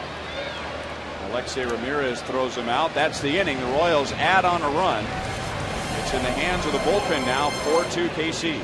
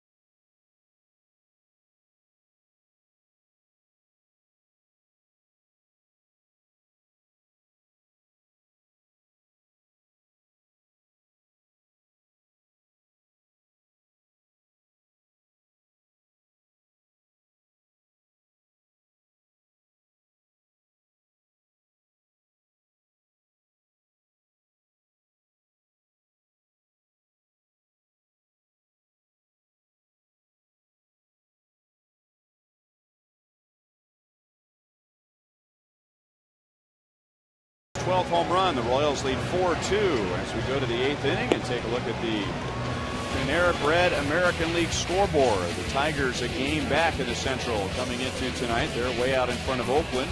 20th home run for Miguel Cabrera. Baltimore beats Boston.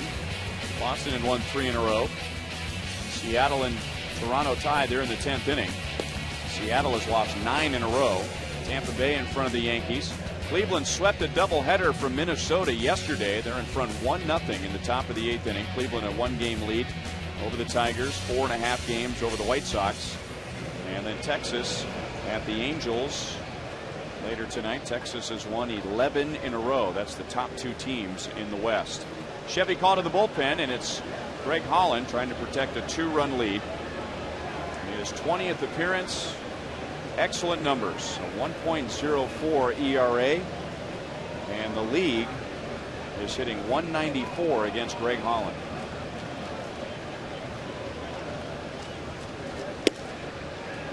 Ball 1 to Paul Konerko. So Holland will get Konerko, Quinton, and Rios. 3, 4, 5 hitters.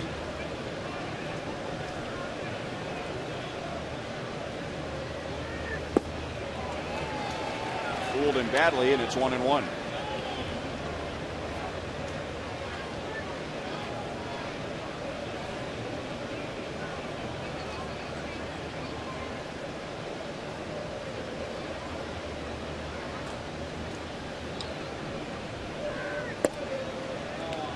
Two balls, 1 strike. This is Paul Konerko's 13th year with the White Sox, and he is a big fan favorite in Chicago. He gets big ovations every time he's introduced. But for whatever reason, he is the best hitter in the American League this year away from home. 2-2. 315 overall, but 330 on the road. Nobody in the American League has a better road batting average. In this series, however, just 1 out of 6. Well, they say he's one of the best preparers going into the game. And they say he do a lot of research on the video. He does a lot of studying of the pitcher. And he's as prepared as anyone going into a game from day in, day out. Tried to run it in on his hands. And it's still 2-2. Well, Holland's got the fastball, curveball, and slider, but he does have a split finger that he'll throw also. And that's the pitch that you see coming back more and more. Holland has only seen Konerko once, and Konerko's single. White Sox have not scored since they got 2 in the top of the 1st inning.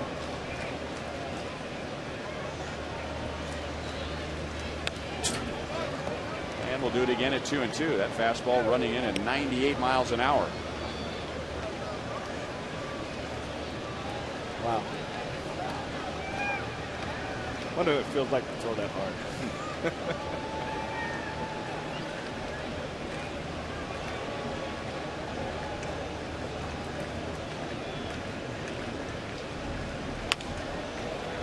Moustakis to the hole on the left side and throws out Konerko.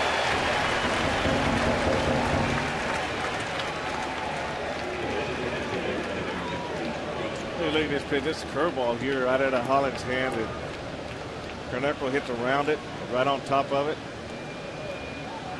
And you see Moose does a great job going to his left to make that play. That's one of the adjustments that Holland's made. Last year when he came up, he had a lot of fastballs up in his zone. Didn't have really that great command of his curveball. But this year, he harnessed it all in winter ball. He came in spring training and competed very well. And Quinton fooled badly. Look at where that pitch was. That's a hitter deciding he's going to swing before the pitch is even thrown. Yeah, I just don't want to get jammed with the fastball. Yeah.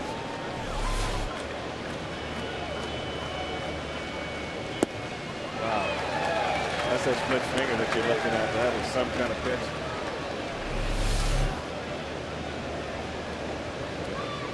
Okay, let's look at strike 1 right there. And then strike two. A little bit more on the plate, but he's got so much sink to it.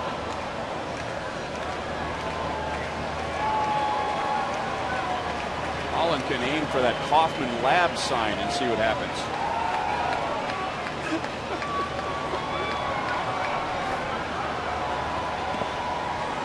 Quinn wouldn't go for that one. 1 ball, 2 strikes.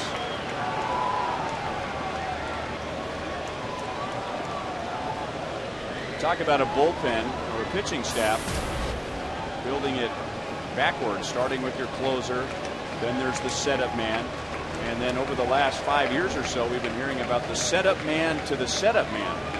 And Greg Holland has been getting some 7th innings in front of Aaron Crow. And then Joaquin Soria tonight. He gets the 8th inning in a 2-run game.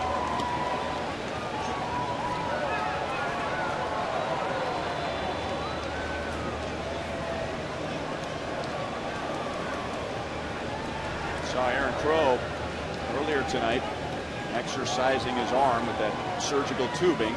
See a lot of pitchers these days doing that before they begin to throw. Yeah, try to get that shoulder loose and make sure everything's all nice and straightened out before you start throwing hard. That's the first strike, and it's the pitch that Quinton didn't swing at. 2 up, 2 down. This just wasn't very comfortable with that. They call us Quinton. That's one where you know the pitchers that commanded that hold that bat, and the only pitcher swinging is 2 feet off the plate, and that ball's on the plate. You can't swing even with 2 strikes. So where is the fastball? That's what he's not going to see one at bat.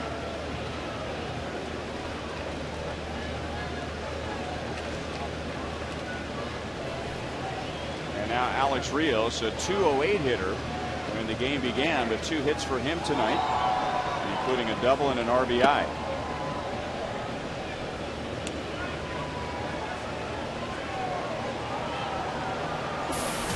White Sox got 2 in the top of the first inning. Danny Duffy began his outing with a hit batter and a walk, and those 2 came around to score. And since then, nothing. Duffy finished with 6 scoreless innings, 94 pitches. Going for his first ever win at Kauffman Stadium if the bullpen can hold it. 2-1.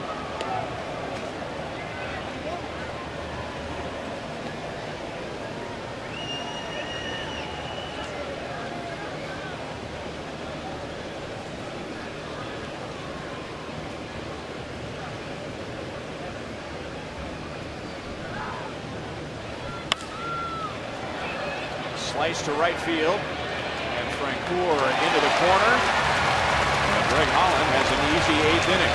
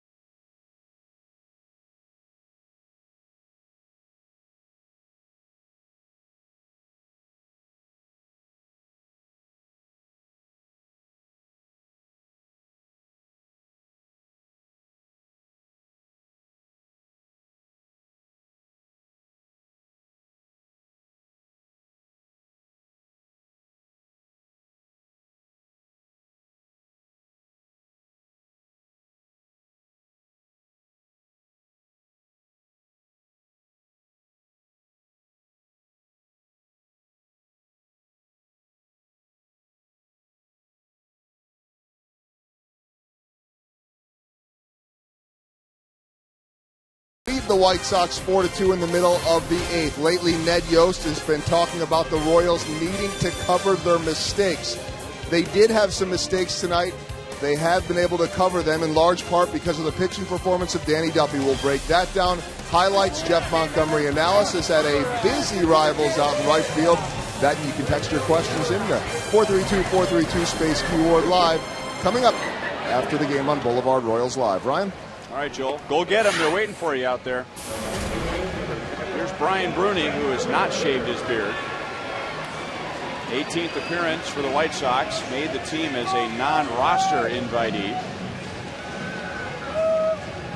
Originally out of the Diamondback system, once their minor league pitcher of the year, and he's been in the big leagues with Arizona, with the Yankees, and last year with the Washington Nationals. He'll be throwing the 3 basic pitches: fastball, slider, changeup. Outside to Jeff Francoeur. Did mention this earlier, but Jeff Francoeur with a great gesture. He invited a college baseball team to come to the ballpark tonight, the Joplin Outlaws. And you may know, after the tornadoes in Joplin, we were in Baltimore, or on our way to Baltimore, and Joel found out that Francoeur, when he was in high school and was on Team USA, trained in and played in Joplin. So that certainly hit him hard. There is a college baseball league that maybe you've heard of, the Mink League, which stands for Missouri, Iowa, Nebraska, and Kansas. And they almost shut down the Joplin Outlaws team after the tornadoes. Well, Jeff Francoeur paid for the entire team and their friends and families to come here tonight. They were down on the field for batting practice. He made sure that everyone had food vouchers so they can enjoy some concessions at the ballpark. That's a great gesture.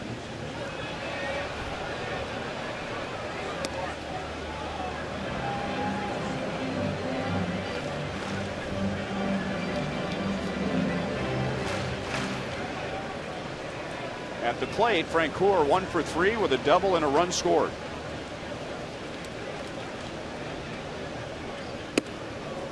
Three balls and 2 strikes.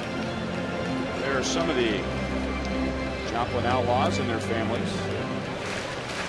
It's a college league which attracts kids from all over the country to come and play in the Mink League.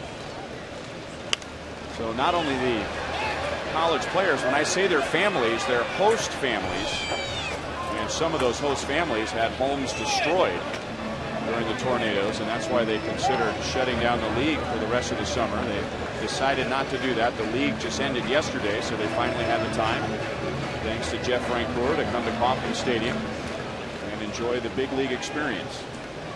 Well, they were having a great time on the during batting practice. They're taking pictures, and some of the Royals came by, signed autographs, and just made that trip a lot more special for them.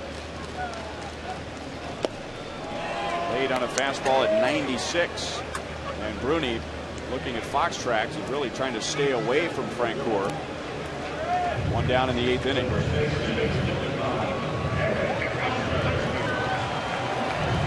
Remember, you can take the Royals wherever you go. Subscribe to MLB.tv, and you'll see every Royals game live or on demand right on your computer. And if you sign up for MLB.tv Premium, you'll enjoy HD quality, home and away coverage, multi-game view, and the ability to pause and rewind live games. MLB.tv.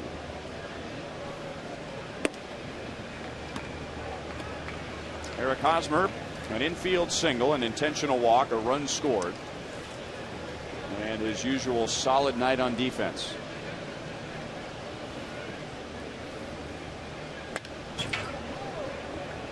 Two and 1.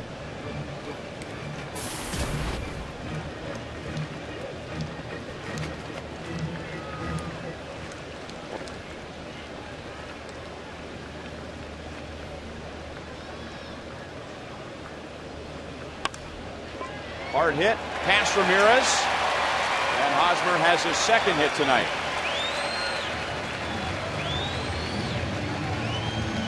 That's a pretty nice adjustment that Eric made from one fastball to the next. At first, the pitch before, he tried to swing hard to get it and pull it. This one he went right with it, hit it in the left field. Also with 2 hits tonight, Matt Trainer, including our Chevrolet play of the game. Oh, this is a huge hit here with the bases loaded in the right center field. You get 2 runs, right? Big hit by Trainer. See, Willa Butler, Jeff Francoeur score on that base hit. And that was right after an intentional walk to Eric Hosmer. Hosmer is running, and Hosmer has a stolen base.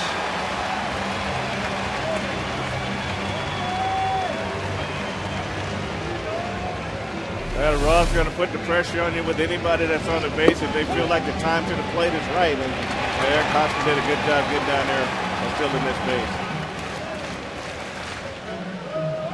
Frank, we talked about this briefly in Minnesota, but go back to the Sunday game before the All-Star break, and there was a critical out late in the game. Hosmer tried to steal third with 1 out in a 1-run game and was thrown out. 2 strikes on Matt Trainer, and it appeared to be the wrong play, and maybe it was, but talking to Doug Sisson when we were in Minnesota after the break, and he said in the bigger picture, maybe that's not the final result we wanted, but here you've got a big first baseman who's thinking about stealing third and making something happen in the 9th inning, and that's the fearless mindset. Obviously, you want better decisions down the road, but to begin with the mindset of thinking about taking the extra base, even if you're a big guy like Hosmer. Well, putting him on his own, that they gave him the option to try to steal that base. Baseball guys would probably say no in that situation, but that is the attitude that the Royals wanted to portray coming out of spring training, and they've stuck to it. So they've tried to steal third a lot of times with a lot of different players. So it wasn't that Hosmer's the only guy that's done it. Slider strikes out Bruni. Here's that play we were talking about, which Hosmer thought he was safe. It's just a matter of whether he slid into Brandon Inge's leg, and we never got a definitive look at it. His right hand goes by the bag. It was his left hand going to the bag. So you're right. The mindset is good. That's the mindset that they started with, and they're going to stay with it. And like you said, as time goes, and maybe they'll back off of that play a little bit. But when you're trying to steal third in that situation, it's got to be clear cut. It's got to be no chance of being thrown out in that situation. Whoa! The play of the game was just made behind the White Sox dugout.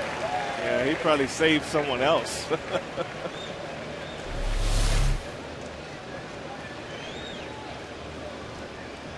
Look at this. Where'd he come from? Oh, there he goes.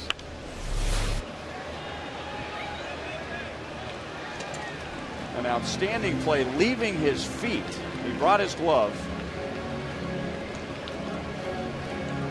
It's a shame we've just given away the Chevrolet play of the game. We will call that the Ryan and Frank play of the game. Brought to you by Ryan and Frank. His daughter, she said, "What happened?" What a great play. The only danger to that play is if he misses the ball, he screens someone else off behind him. But that's why you bring your glove to the ballpark. 2-2 on Moustakas, who's had a good night on defense, a frustrating night at the plate. And he hits a ground ball to deep short. Ramirez backhands, throws him out. That's the inning. Royals lead by 2 as we go to the bottom of the 9th inning, and here comes Joakim Soria.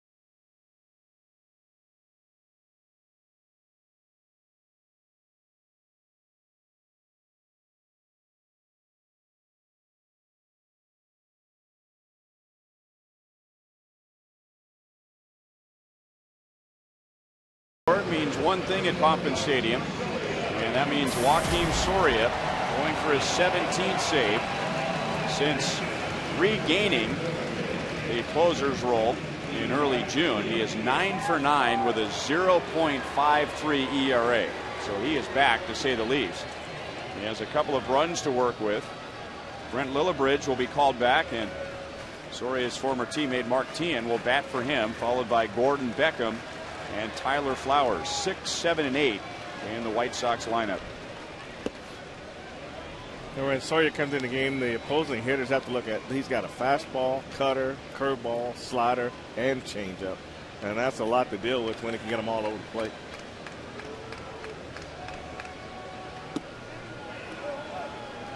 Two balls and no strikes. Teahan is facing Soria for the first time. And Soria is facing the White Sox for the first time here at Kauffman Stadium since his first blown save. His first blown save of the year. And that came with 2 outs and nobody on. The White Sox scored 4 runs.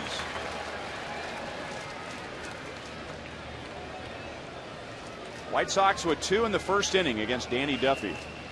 And Danny with 6 scoreless innings. Greg Holland pitched a scoreless 8. 2-2.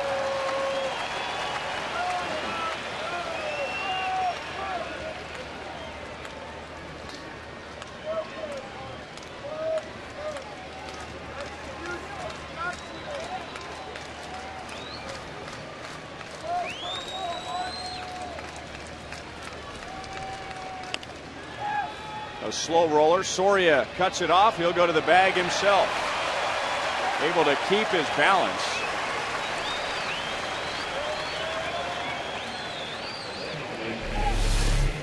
It's just making a pitch and making a play all in one at bat here. Oh, wow.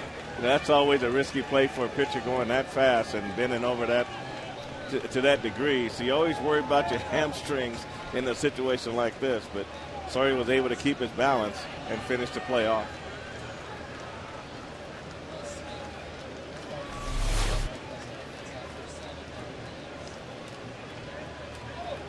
And now Gordon Beckham, who is 0 for 3. Since the 5th inning, the Chicago White Sox have 1 base runner, and that was on a bunt base hit.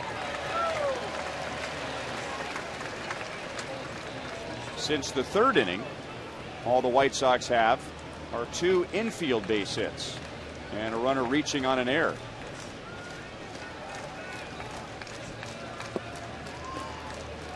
One and one to Beckham.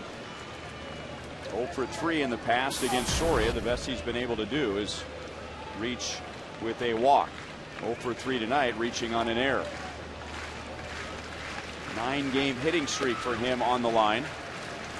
He's ahead of the count, 2-1.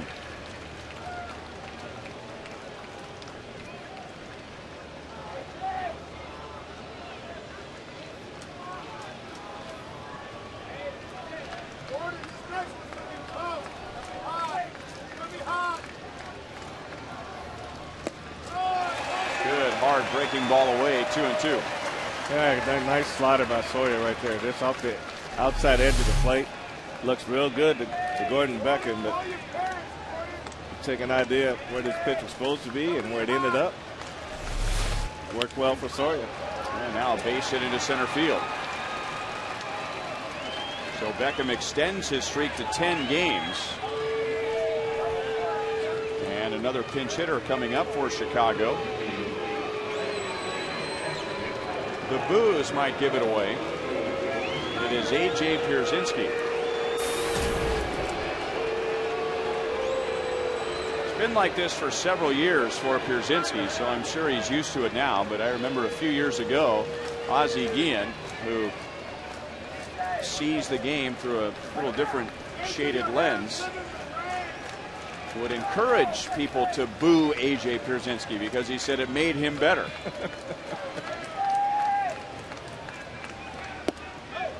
Inside, ball 1. Pierzynski caught last night and was on base all 4 times he came to the plate. 2 walks, 1 intentional, hit by a pitch, a single, and he scored a run. And now ahead in the count, 2-0.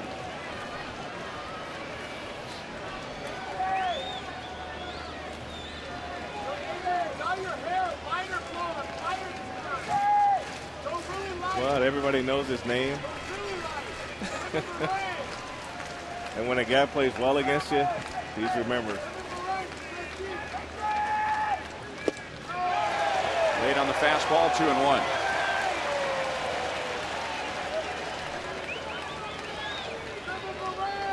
He has the most career at-bats of all the White Sox against Soria with 15. And he has 5 hits. 4 of those hits are singles.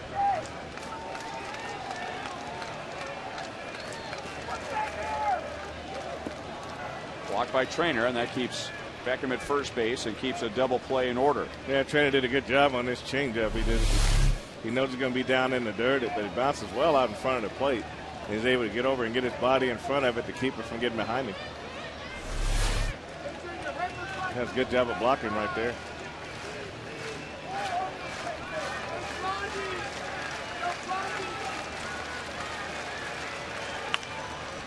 Three and 2. Harold Baines moving pretty well over in the first base coach's box. Well, he had those bad knees. He was a great right fielder for a long time. Great arm, great defense. And knees started giving him a lot of trouble, and then he ended up DHing quite a bit.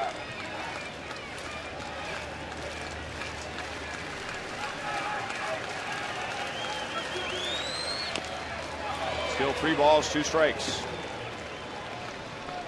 Harold Baines finished his career with 2,866 hits,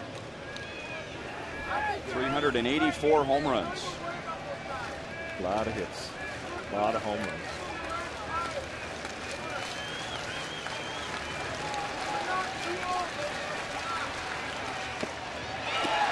And Trainer couldn't hang on, so Pierzynski's still alive.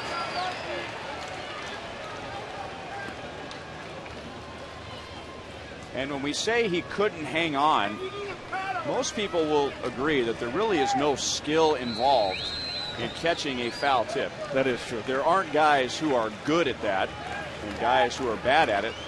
The ball just simply sticks in the glove or it doesn't. Yeah, that's simple as it goes in the webbing, pops right out.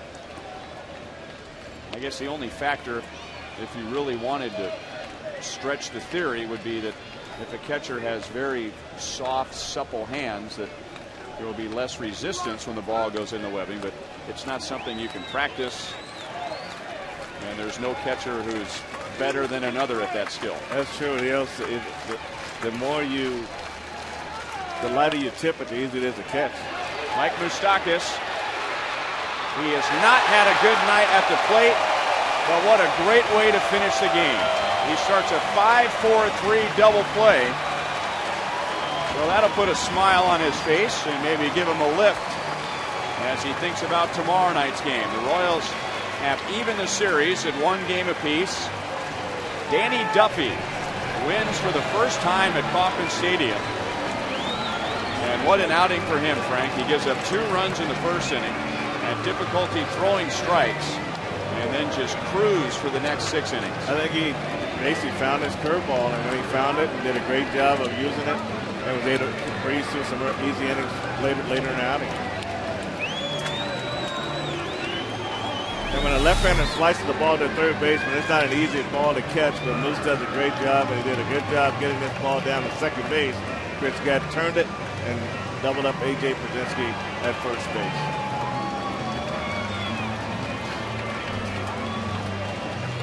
That's a nice pivot by Getz at second base. So 2 runs for Chicago in the first, and then 8 scoreless innings after that. The man who is behind the plate for all of that and who had the game-winning RBI is down with Joel. All right, joined right now by Matt Trainer, who I think just gave me a big hug. You're one big sweaty mess here, but well worth the effort here tonight. Before I ask you about the big hit, got to ask you about your pitcher tonight. Danny Duffy, first ever home win here at Kauffman Stadium. A couple of innings that he navigated through, but for the most part, really sharp. Why? He stuck to the plan, pretty much what we had talked about before the game. A little rough first inning, but he came back, showed he's a competitor, and he battled, and he did a really nice job. What have you seen from him just as far as learning curve goes? So different than being in AAA, and pitch efficiency was an issue for him earlier. Looked like it could be early in this game, but it seems like he's really figuring it out. I think every outing he's come out and he's learned something, got a little bit better every time. Today was very exciting, especially after that first inning. He put it to him. He basically challenged them, and he attacked the strike zone, and that was it was excellent. I know that your most important task is taking care of your pitchers, but you also end up with the game-winning RBI in this one. Intentional walk before you. Does that fuel a guy a little bit?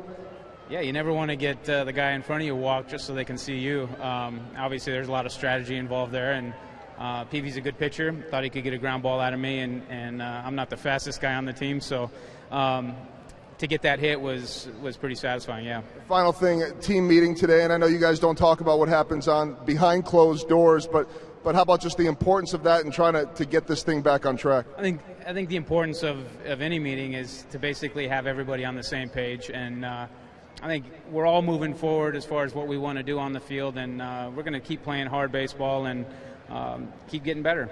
Great job at the plate and behind the plate tonight. All right. Hi, Misty. Oh, a little shout out to his wife. There we go. That is Matt Trainer as we get ready to head it back upstairs, guys. And I don't know what happened there at the end. I was standing right here and I know this is a surprise, A.J. Pierzynski yelling at the first base umpire after he was doubled up. I don't know what that was about. Back up to you. Well, I'm surprised, Joel, that he'd hug you and he can hug his wife when the game's over. Here's that game-winning RBI, a 2-run single that put the Royals in front 3-2 in the 6th inning. And saying hello to his wife, volleyball star, Olympic gold medalist Misty May Trainer. So the Royals even the series, 4-2 a victory tonight. We'll be right back.